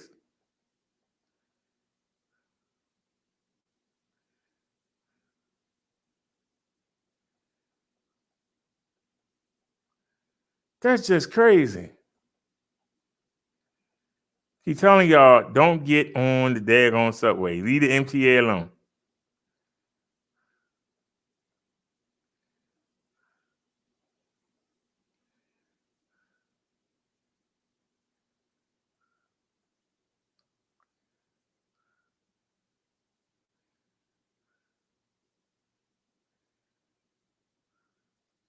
All right, let's check this out. Is this any good? The Philadelphia District Attorney released new information today in the mass shooting at Broad and Alney. A gunman wounded 8 people last week. Eyewitness News reporter Matt Petrillo joins us now with those details. Matt? Yuki, Philadelphia police tell us they have some evidence, but they're having difficulty piecing it together, so they want help. They're urging the public to come forward with information. The shooting itself, I don't believe, is captured on video. Philadelphia police are still searching for the shooter who left 8 people hurt when gunfire erupted at Broad and Alney streets just before 3 o'clock Wednesday afternoon. The victims range in age from 17 to 70. Police do not believe most of the victims were intended targets. All are expected to survive. They were just there waiting for the bus. 2 people were stopped and later charged for illegally carrying guns, but we know right now we can't piece those 2 individuals to the shooting. However, we're not positive of who did the shooting. What do police know about the shooter? We do have some direction. We do have a lot of evidence collected. We just don't have enough to connect that evidence. People who live and work in the area point out the barrage of bullets heard Wednesday is not the first time gunfire erupted in the area. Now, Councilmember Sherelle Parker is working to make changes. We've got to fight tooth and nail for resources to come to this area. For anyone who is thinking about shooting another person, this is not okay. You will be held accountable. Meantime, police tell us they're seeing an increase of homicides in the city this year, 74 this year to date, an increase from last year. Reporting live in Center City, Matt Petrillo, CBS 3 Eyewitness News. 74 people dead, and we only in February. 74 people dead, and we only in February. 74 people dead. And we only in February. I hope none of y'all live in Philadelphia. You got a better chance of being shot and killed than you got to been daggone mayor, congressman, alderman. Nia said he will follow his policy as he should. And if they have an altercation and he throws that lady out there and she comes back with the news cameras, what is the job going to say when all that attention being brought when he didn't do the right thing and go above his head and let somebody else handle it? He going to lose his job. Poor customer service. Told you, you're not going to win this one.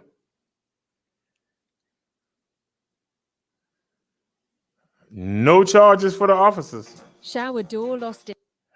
We covered this. No charges for the officers of Daniel Prude.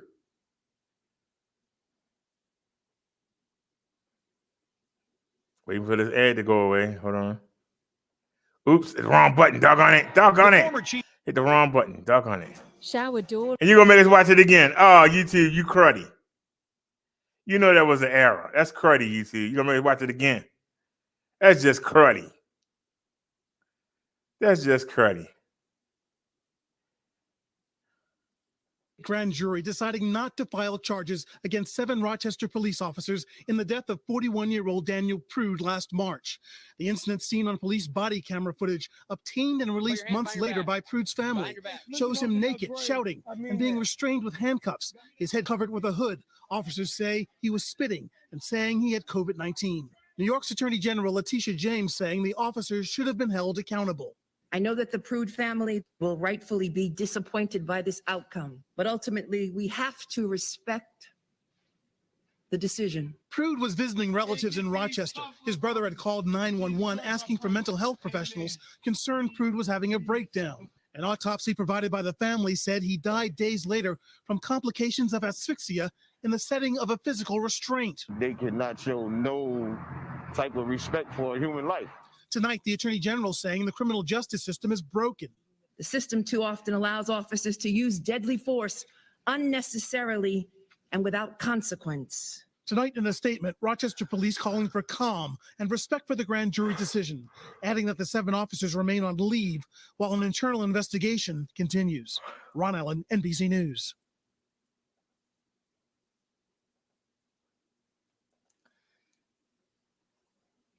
See, this what happened when somebody can't admit. So you're going to say that's purely speculation on my part. It's not a win or lose matter. It is a win or lose matter because that security guard should go to a high chain of command. But when he faced with something that appears to be different or in opposition or seems to conflict with what the policy is, he needs to go to a high chain of command and say, hey, check this out. Rather than acting on his own and trying to enforce something when he don't know what somebody higher than him might say, well, hold on a sec. She got a note. You might have to let her in. If not, she could cause a big hoopla and get a whole bunch of women to come stand in protest in front of the daggone store and cost us money. Or have an investigation opened up in our policy on mask wearing. We don't want that. But instead, he chooses to go ahead by himself and do something, and then it's too late.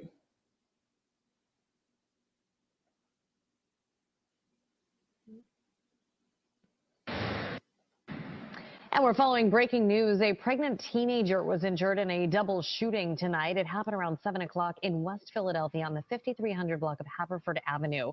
Police say a 17-year-old and 20-year-old man were in the car together when someone fired at least 20 shots into the vehicle. The 17-year-old was shot in the leg. The 20-year-old was hit in the back. He is in critical condition. No arrests have been made.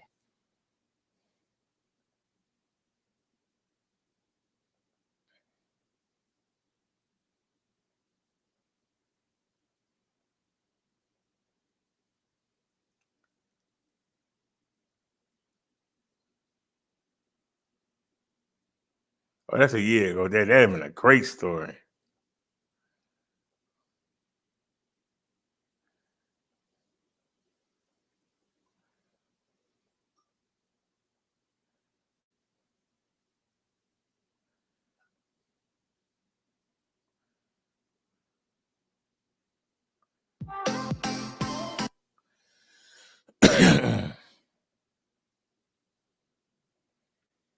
Police now looking for these 2 men. Look at 'em. They say are behind an Look at 'em. shooting that left 1 man dead and another fighting for his life. It happened at a gas station on Flat Shoals Road. Tonight, a mother is remembering the man who died at the gas station. As Joe Ripley reports, she's not only calling for justice, but also peace. Shuffling and sweeping shards of broken glass into the trash can, Shadrick Burton says he's seen crime after crime shatter this community. Everybody has a gun. Everybody has something to protect themselves over here. Just because everybody has a carry, like it's kind of the normal. Just being honest, it's kind of the normal.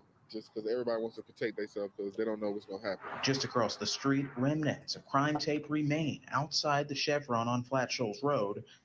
Around 3:30 Sunday morning, Atlanta police say a fight escalated, ending with an exchange of gunfire. 2 men shot, 1 dead, 1 in critical condition. Message to the community is conflict resolution, talk things out, walk away. If you need to call police, call police. Nia, you said did it happen like that? The scenario didn't happen at all. We've shown several videos, but the woman didn't show the document. But we've shown several videos where Karen said the doctor wouldn't allow her to wear a mask. And she got into a fight with other customers inside the store. Now, if she can produce that document, she can go get a lawyer and come back and sue them for allowing the customers to put their hands on her and having her in an unsafe environment. I could have made a stink. I could have called back and asked to speak to somebody higher up and made a stink. But instead, I just went down to Walgreens.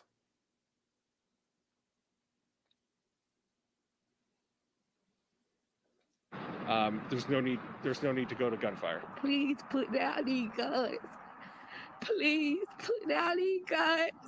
Tiffany Wheeler says her 24-year-old son, Kamante, was trying to get money out of the gas station ATM before he was shot, but police say after the gunfire, he drove off from the scene and wrecked. Somehow my son made it to the house where I'm at. He fell on the sofa. The last thing he said was, "Mama, can you help me?"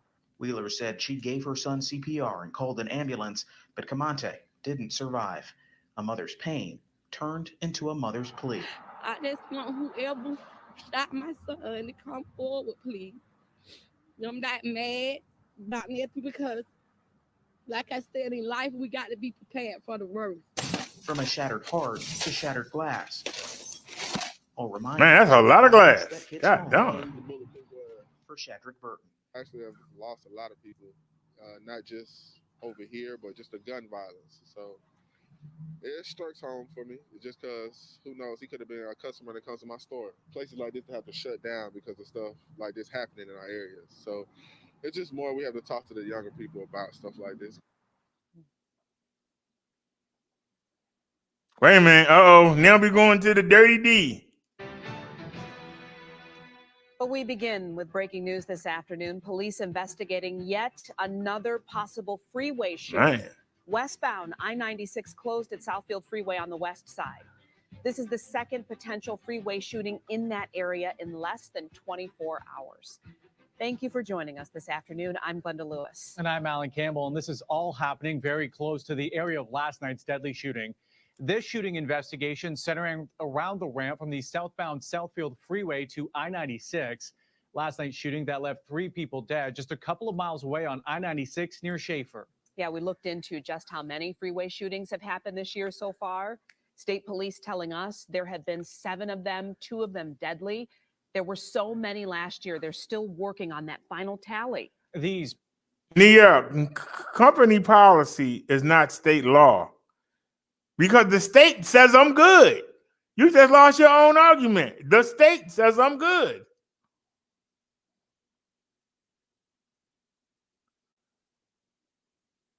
The state didn't ask me to come up there and fill up nothing and show no social security and show no birth or whatever. I put my driver's license number in and my information came right up. So the state says I'm good. So this is a company saying it. So company and state, you just lost your own argument there. Really. Give it up. Past 2 shootings happening in a very busy stretch. The numbers from MDOT show nearly 150,000 vehicles per day pass through the area. 7 Action News reporter Simon Shaquette is live on the scene where this is all unfolding right now. So Simon, first tell us what is happening out there now and what are police doing about this alarming trend? Alan, Glenda, a very active police scene happening out here right now. We believe the two vehicles involved are that silver-colored Ford Taurus right over there behind me, and I'm going to step out of the way so we can show you the dark-colored Dodge Durango that appears to have bullet holes in the windows. You can see several state troopers there conducting their investigation. State police are blocking traffic off here at Southfield Freeway and 96. There are more than half a dozen bullet casings identified with yellow markers there along the highway that we can see from where we're standing. So far, they're not reporting injuries or who, if anyone, could be in custody. And as you said, this comes less than 24 hours after 3 people were killed following a separate freeway shooting, also on I-96, leaving one activist demanding accountability. It's a frightening trend from late 2020 into the new year. Dozens of Detroit highway shootings spiraling out of control and now culminating in deadly gunfire. Our freeways are getting way. So what would happen if, say, I was at that place and say the woman went off on me and I went off on her and they called the police? What's the first thing the police gonna say when they get there? Let me see your ID. They're going to run the ID. They're going to put the ID in there. My picture and everything going to pop up. And they're going to say, come back in there and say, okay, what's the problem? And then what they're going to say? Oh, his ID expired. They're going to say, what's the issue about? I'm trying to prove how old I am. The cop going to say, I can tell you, he's 50. Well, my company policy say, well, the state says he's 50. He only got to be 18. The state says he's 50. What's the problem? Well, my company policy says. So your company policy trumps the state. That what you saying, man? That's what the cop was saying. The state says he's 50. He only need to be 18. I don't see the problem. Why are y'all arguing? That's what the cop was saying.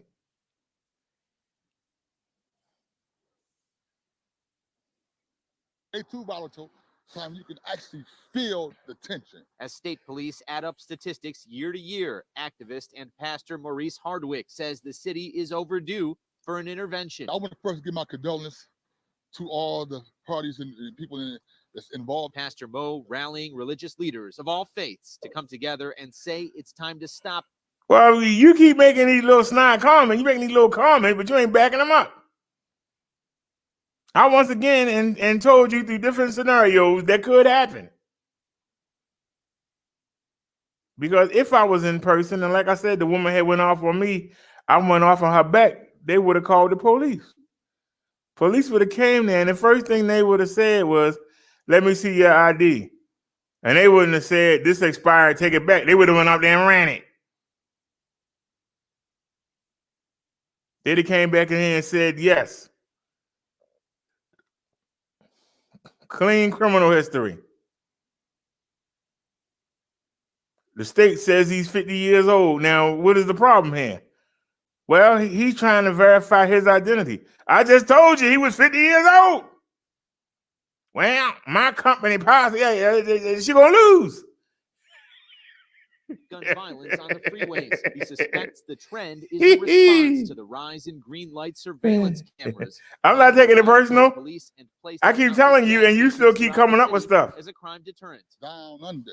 You trying to reach for the stars. State police are now going through evidence from the scene last night and notifying victims' loved ones. At this point, no names have been released. While the motive is unknown, Pastor Mo says there's also a disturbing absence of outcry following the 3 deaths at I-96 and Schaefer last night. Only are outraged when the police is involved in the shooting. If Black Lives Matter, then it should matter with this right here. Of 3 victims in this last shootout, 2 are from Detroit and 1 is from Highland Park.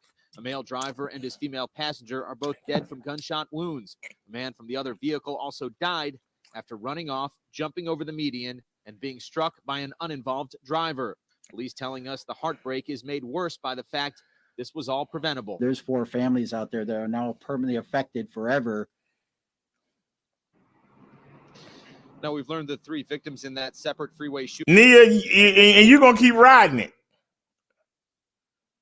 The object is not whether my ID is valid or not. It is valid because the information on there don't change.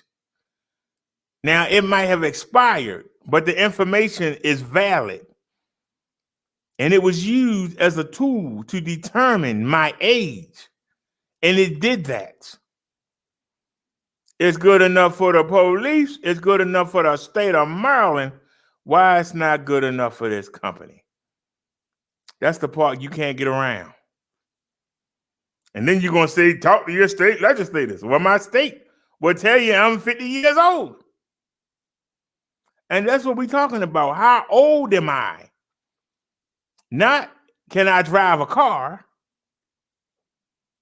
How old am I? So you saying I shouldn't be able to apply for a job? Well, your ID's expired. That's not going to stop me from getting the job.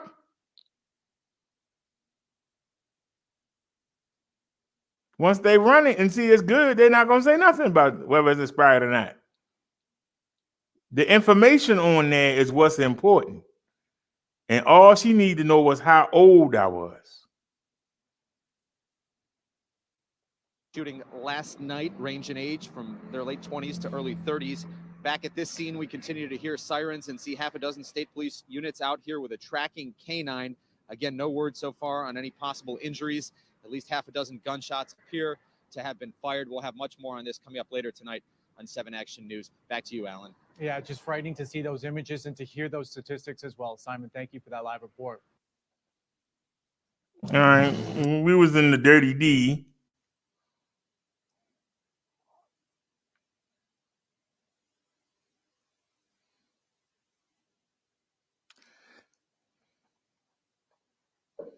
So it's invalid once it expires.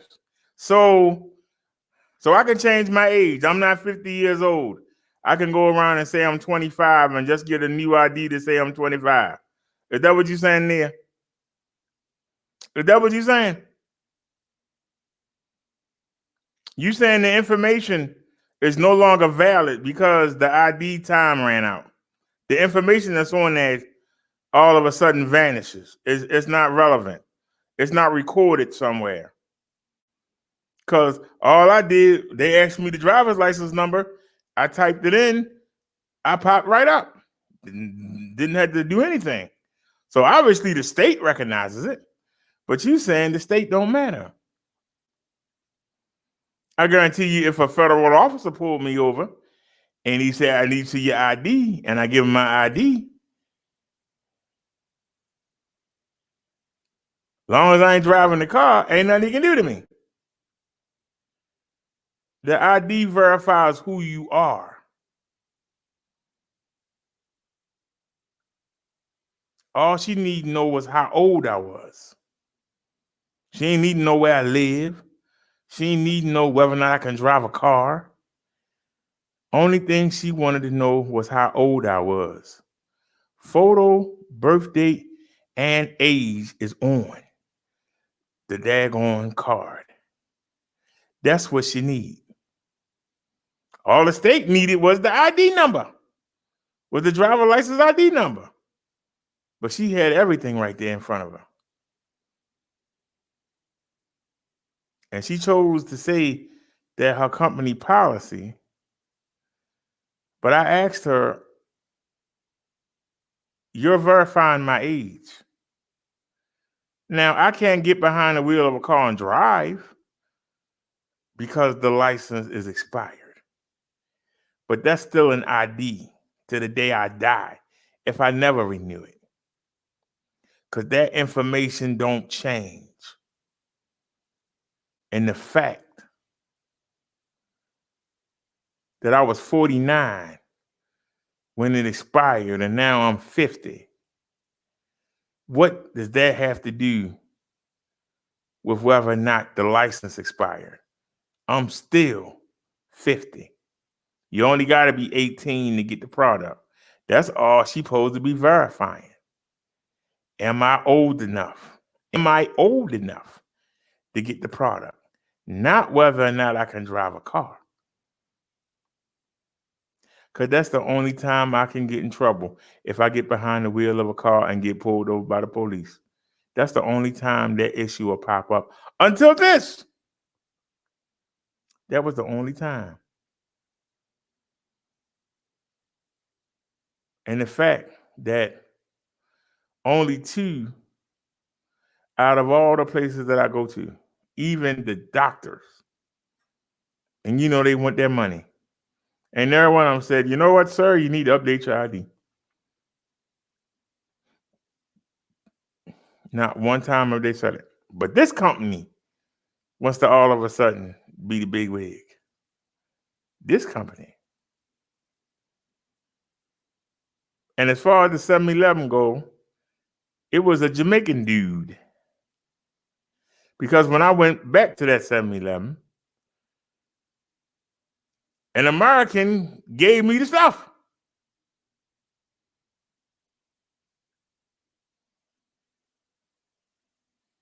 So it can't be that much of a policy. One person in the same store said, come on. One person said no. So it's got to be something personal. Because why would the Americans say yeah and the Jamaicans say no? It's something personal.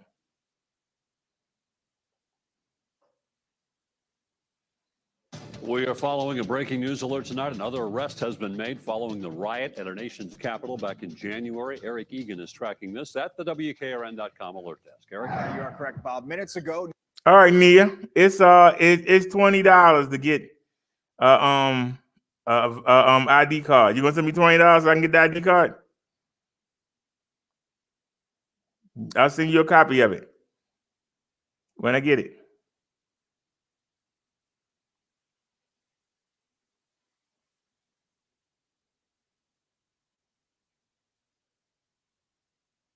News to learn the details of these charges. Joseph Padilla from the Knoxville area is accused of, and these charges are graphic, guys. He's accused of assaulting officers and javelin throwing a flagpole at police trying to protect the building. On top of that, investigators say he helped push a large Trump sign on wheels and then use it as a battering ram against a barricade of law enforcement. Padilla is also accused of posting in an online forum bragging about what he did. This is believed to be the 7th Capitol riot arrest from Tennessee. Remember, as always, News 2 brings you breaking news. We do it around the clock at WKRN.com.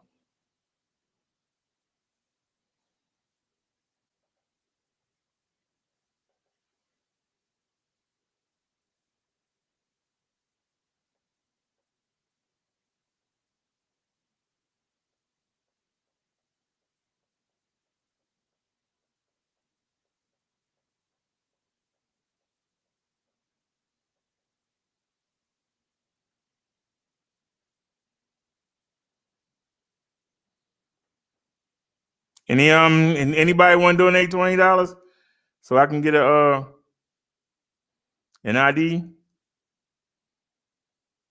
Anybody want to donate $55 so I can get my driver's license renewed? Anybody? Anybody who want to put their money where the mouth is? Anybody?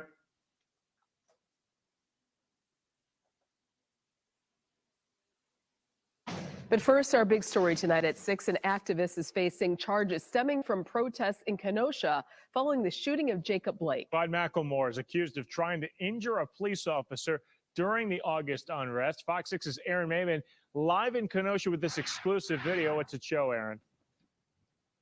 Well, Ben and Mary, that video shows an activist kicking this door right here as an officer tries to close it.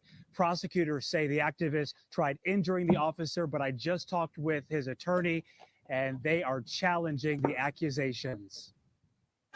Protesters pepper sprayed at the Kenosha Public Safety Building on August 24th as tensions rose after the police shooting of Jacob Blake, an officer in riot gear seen trying to shut a broken door.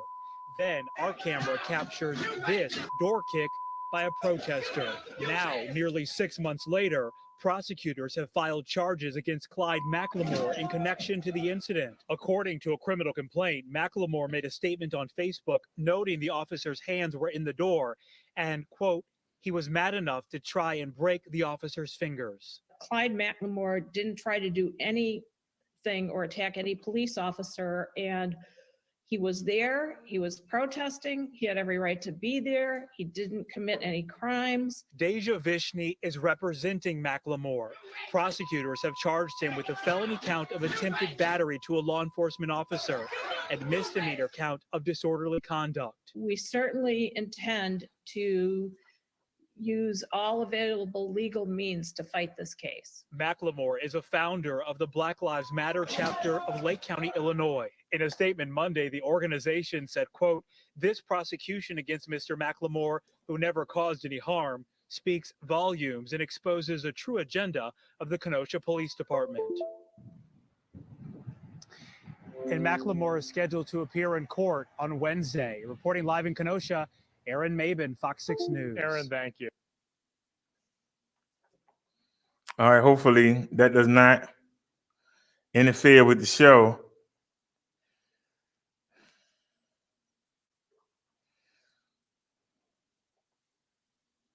Hello, we still here? Yes.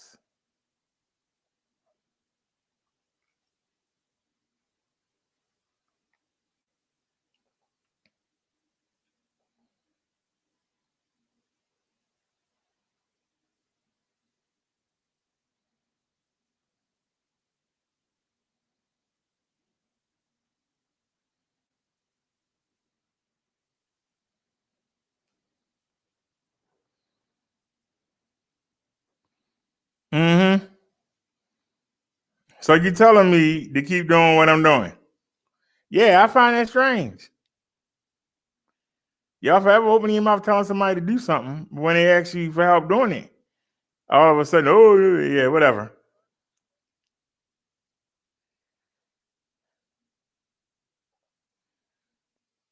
Let's keep things moving.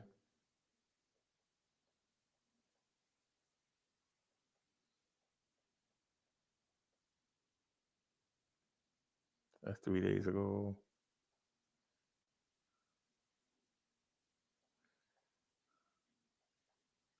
You already seen that?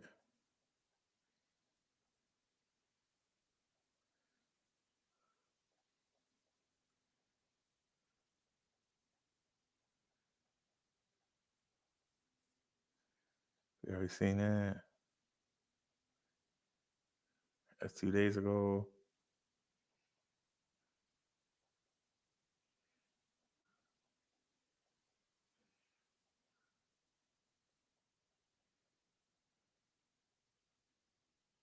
That's 2 weeks ago.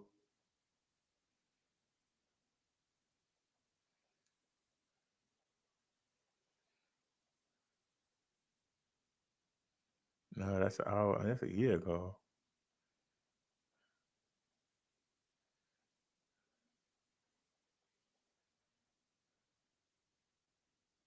Who? It's an hour ago. I never heard of that. The last time you had significant work done on your home by a contractor, do you know who inspected it to make sure that work was done right? Many of us don't. More than half of all the building inspections for the city of New Orleans are not being done by city officials, but inspectors working for private companies who are paid directly by contractors. Experts say a lack of Well, Nia, if you want me to get it, why don't you help me get it? I have $6. Somebody help me out with $14 on the Cash App so I can get my ID. Anybody?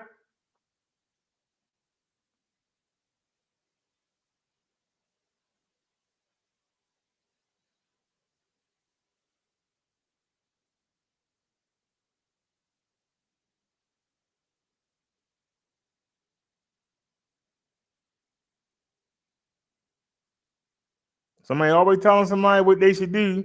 And when you ask them, well, help me do it. Oh, no. Yeah, whatever.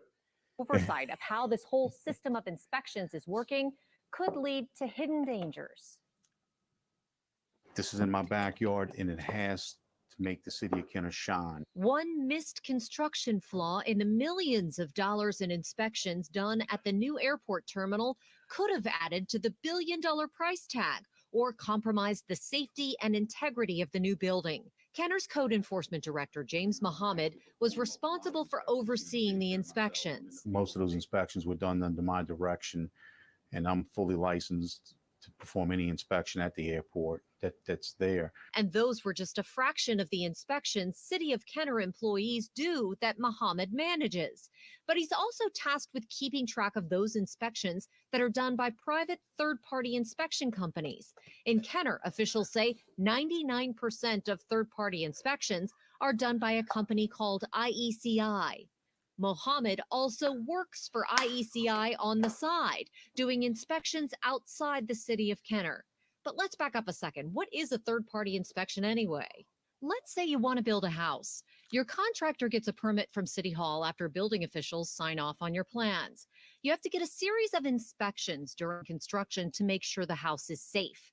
For example, inspectors check the electrical work to make sure it won't set the house on fire. City Hall will send inspectors out to sign off on the work, but that can take time. The contractor can also call a private third-party inspector, one who does not work for the city, to do the inspections. The contractor pays the third-party inspector directly. Then those third-party inspections are submitted to the city building official for approval. The City of New Orleans requires third-party inspectors to submit photos as proof they did the inspection. Photos like these. After the Hard Rock Hotel site collapse, city safety and permits officials started looking more closely at inspections. They noticed something off about some of the inspections Mohammed submitted to the city through his side gig with IECI. This is an inspection photo from June of 2019 of 2508 Marengo Street. That same photo was submitted for 831 Atlantic. In case you're curious, this is really 831 Atlantic. And the same goes for 1983 Law Street. Mohammed submitted this, but this is really 1983 Law. All the inspections Mohammed filed with the city for this duplex on Loyola Avenue have the same photos in them, but they're not the photos of the Loyola duplex. They're photos of a house on Pleasure Street. Mohammed and his side job employer, Randy Farrell, the owner of IECI, strongly deny Mohammed failed to show up on site for any inspection, instead calling the duplicated photos, quote, human error. They wouldn't do interviews on camera, but Farrell said by phone that Mohammed's breakup with his longtime girlfriend left him distracted, working late into the night, and because his inspectors are forced to take multiple steps to email the site photos to the city, that it's, quote, very easy to accidentally insert an extra picture. In Mohammed's case, though, city officials found some photos duplicated for 3 and 4 different properties. And again, on the Loyola duplex, all of the photos for all the inspections at that address are shots of a different house. And on an inspection, is there a requirement that the inspector take the pictures themselves, or could the contractor send pictures to the inspector? Yeah, so the law don't address that. State Fire Marshal Butch Browning oversees Louisiana's registry of certified inspectors. Our state does not certify inspectors, license them, or regulate them. It only requires them to register with the state that they have been certified by the International Code Council. But fundamentally, you got to see it to believe it. And I think that's important. But again, he says state law doesn't spell out how inspectors document that the construction is up to code. In October of 2019, then Safety and Permits Director for New Orleans, Zach Smith, sent this email to Farrell raising questions about the duplicate photos in Mohammed's inspections. Smith writes, quote, I believe it means that inspection documentation was being provided to the city on behalf of your company fraudulently. Based on this review of just the month of June 2019, I cannot allow Mr. Mohammed to continue to perform inspections in this parish.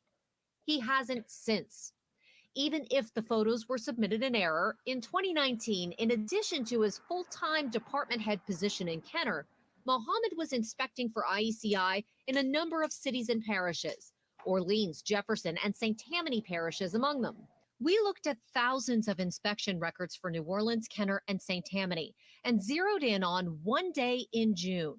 Mohammed submitted 12 reports with inspection dates of June 19, 2019.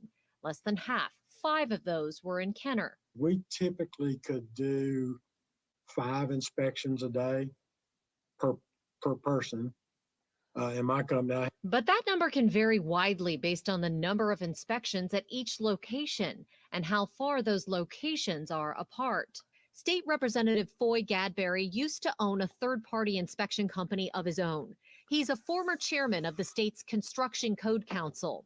He says dozens of inspectors around the state do third-party work after they finish their city jobs. They were going out after hours, after their normal municipal job was complete. They were going on after hours and doing inspection. And the council didn't see that as a conflict. To me, that's a conflict either way, but I guess technically it's not. Farrell hires many city and parish inspectors part-time for IECI too. He says it helps overcome a shortage of inspectors and cuts costs for taxpayers. Kenner city leaders wouldn't comment on Mohammed, saying they're doing an internal investigation into his New Orleans inspection ban. Multiple sources say the FBI has also been investigating Mohammed. Again, he denies all wrongdoing. But several experts we spoke with say the problems with Mohammed's inspections highlight the need for better regulation and reform because there's no room for error when it comes to building safety. Now, we also wanted to look at similar inspection records in Jefferson Parish, but the parish attorney refused to release them, citing an active criminal investigation by an unnamed agency, saying, quote, the information that you're requesting is similar in scope and nature to the content of a court-ordered subpoena, which prohibits the release of such information outside the scope of the investigation. Now, tomorrow on our newscast here at 10, we're going to have a wider look at third-party inspections themselves. Well, no, thank you. You bored me enough, but this was good information. It was boring, but it was good information. It was boring, but it was good information. Do you know who inspected the house you in right now? That's a good question. Do you know who inspected your house?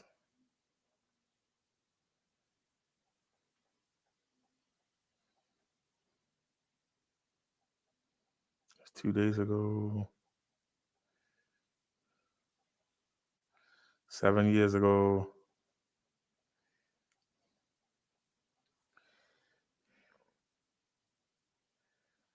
Well, let's go ahead and get to the CV numbers. And then, yeah, it's 123. How long we been on? 3 hours and 43 minutes. Yeah.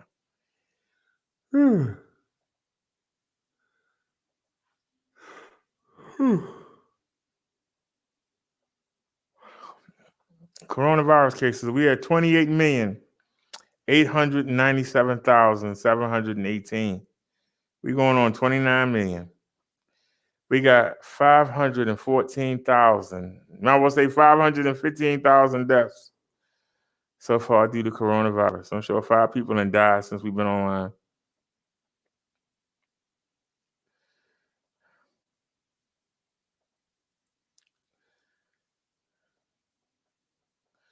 All right, we know that California knows how to party in the city of LA, where they wish the shootings and the CV would go away. I'm talking about California. They got 6,376 new cases. They lost 315 people today. They got 1,651,500 infected. Texas, they picked up 10,075 new cases today. They lost 258 people. They got 209,000 infected. Florida, they got 5,610. They lost 157 people. They got 775,000 infected.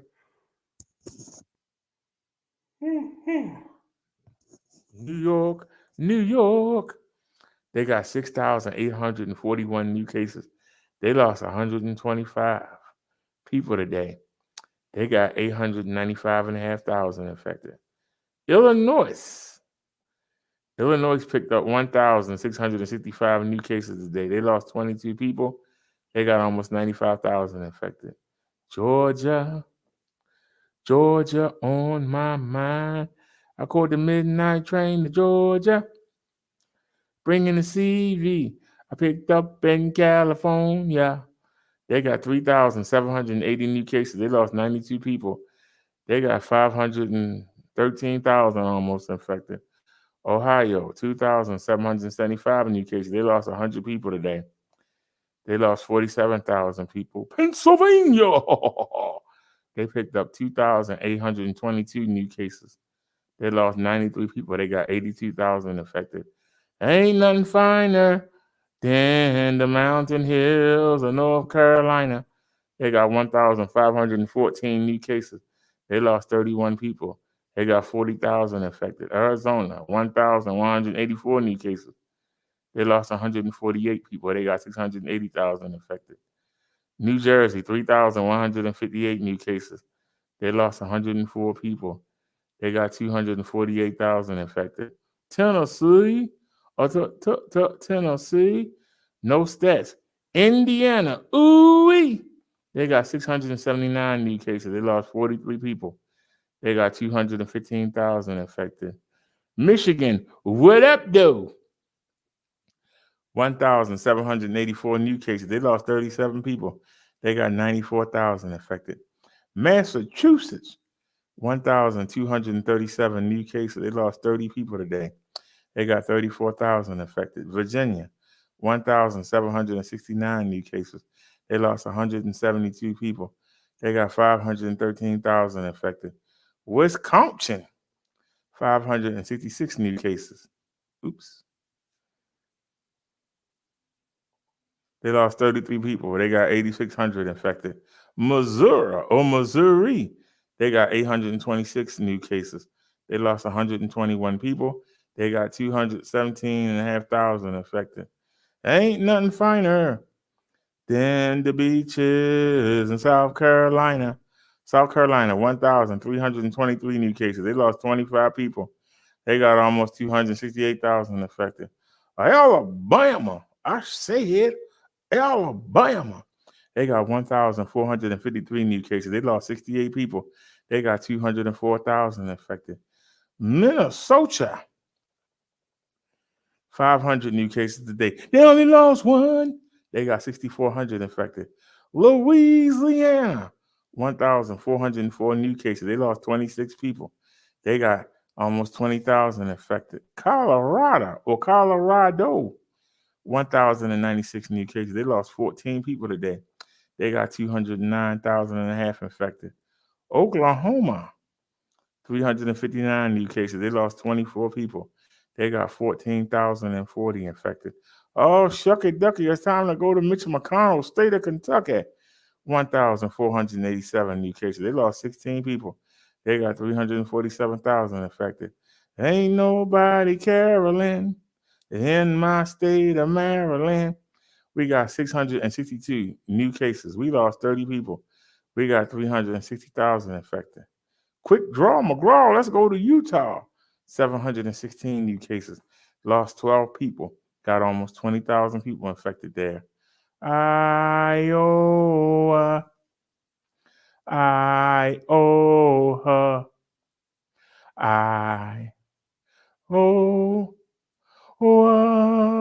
Iowa, 438 new cases.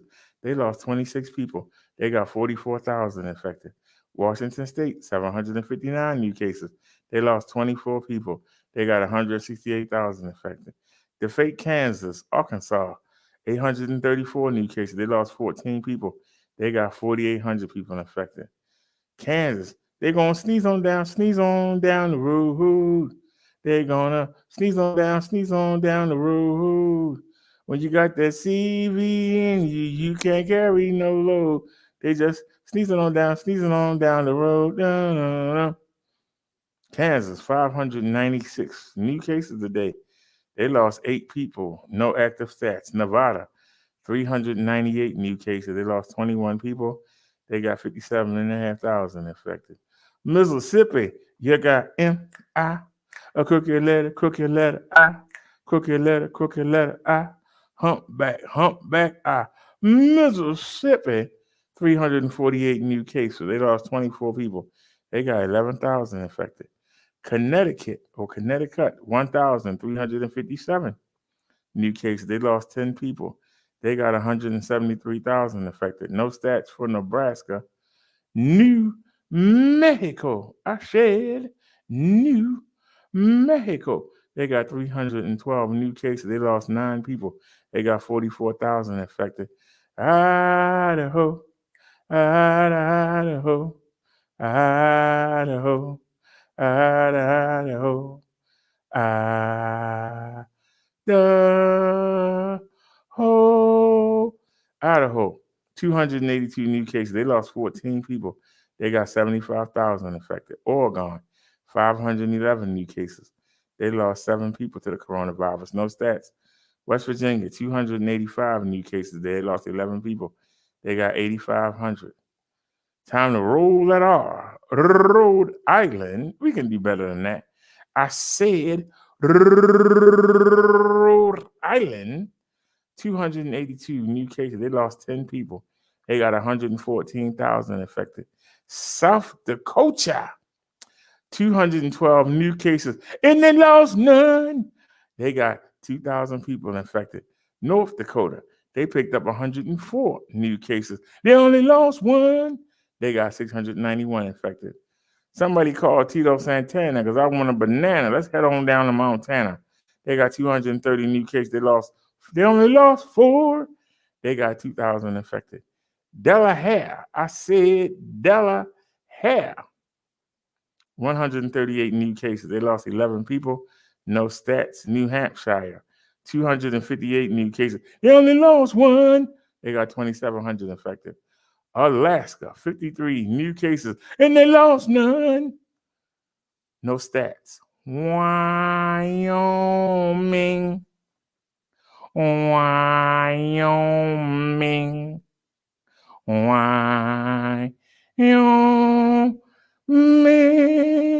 Wyoming, 44 new cases. They lost 9 people. They got 605 infected. It's a pain to live in Maine. It's so mundane, plain, because everything's the same. It's so boring, it's bound to leave you snoring. It's a strain to live in Maine. The state of Maine, 142 coronaviruses. They only lost 2. They got 30,000 infected. District of Columbia, 89 new cases. They only lost 3. They got 10,000 infected.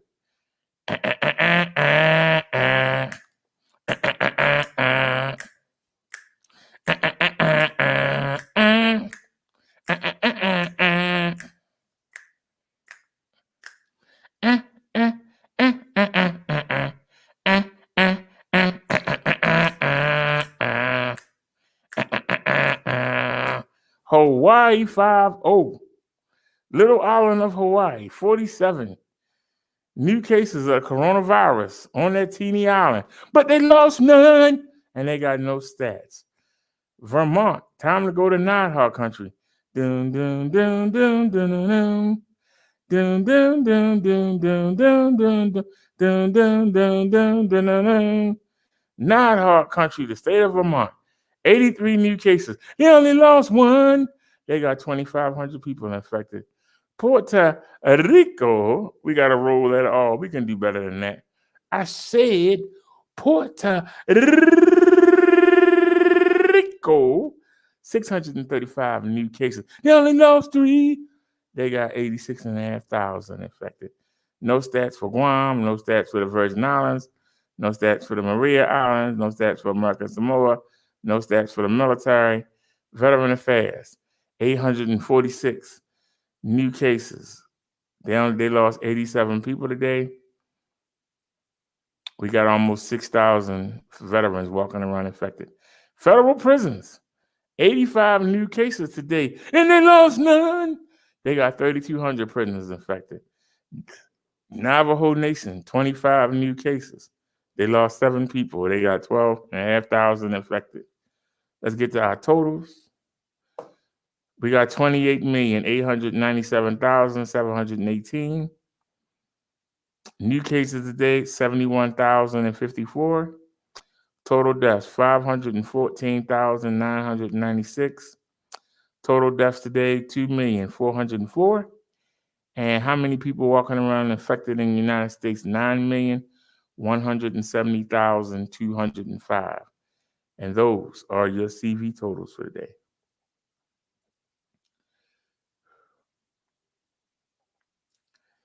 And all right, y'all, I'm dead tired. I don't know how I got through it. All right. Y'all have a great night. Thanks for spending your evening with me, and I will see y'all later on today. Y'all know it's Wednesday. We got the Bible study. Anybody got any topics or any questions you want me to address? Hit me up at the email. I'll put it in again, or hit me up on the Hangouts.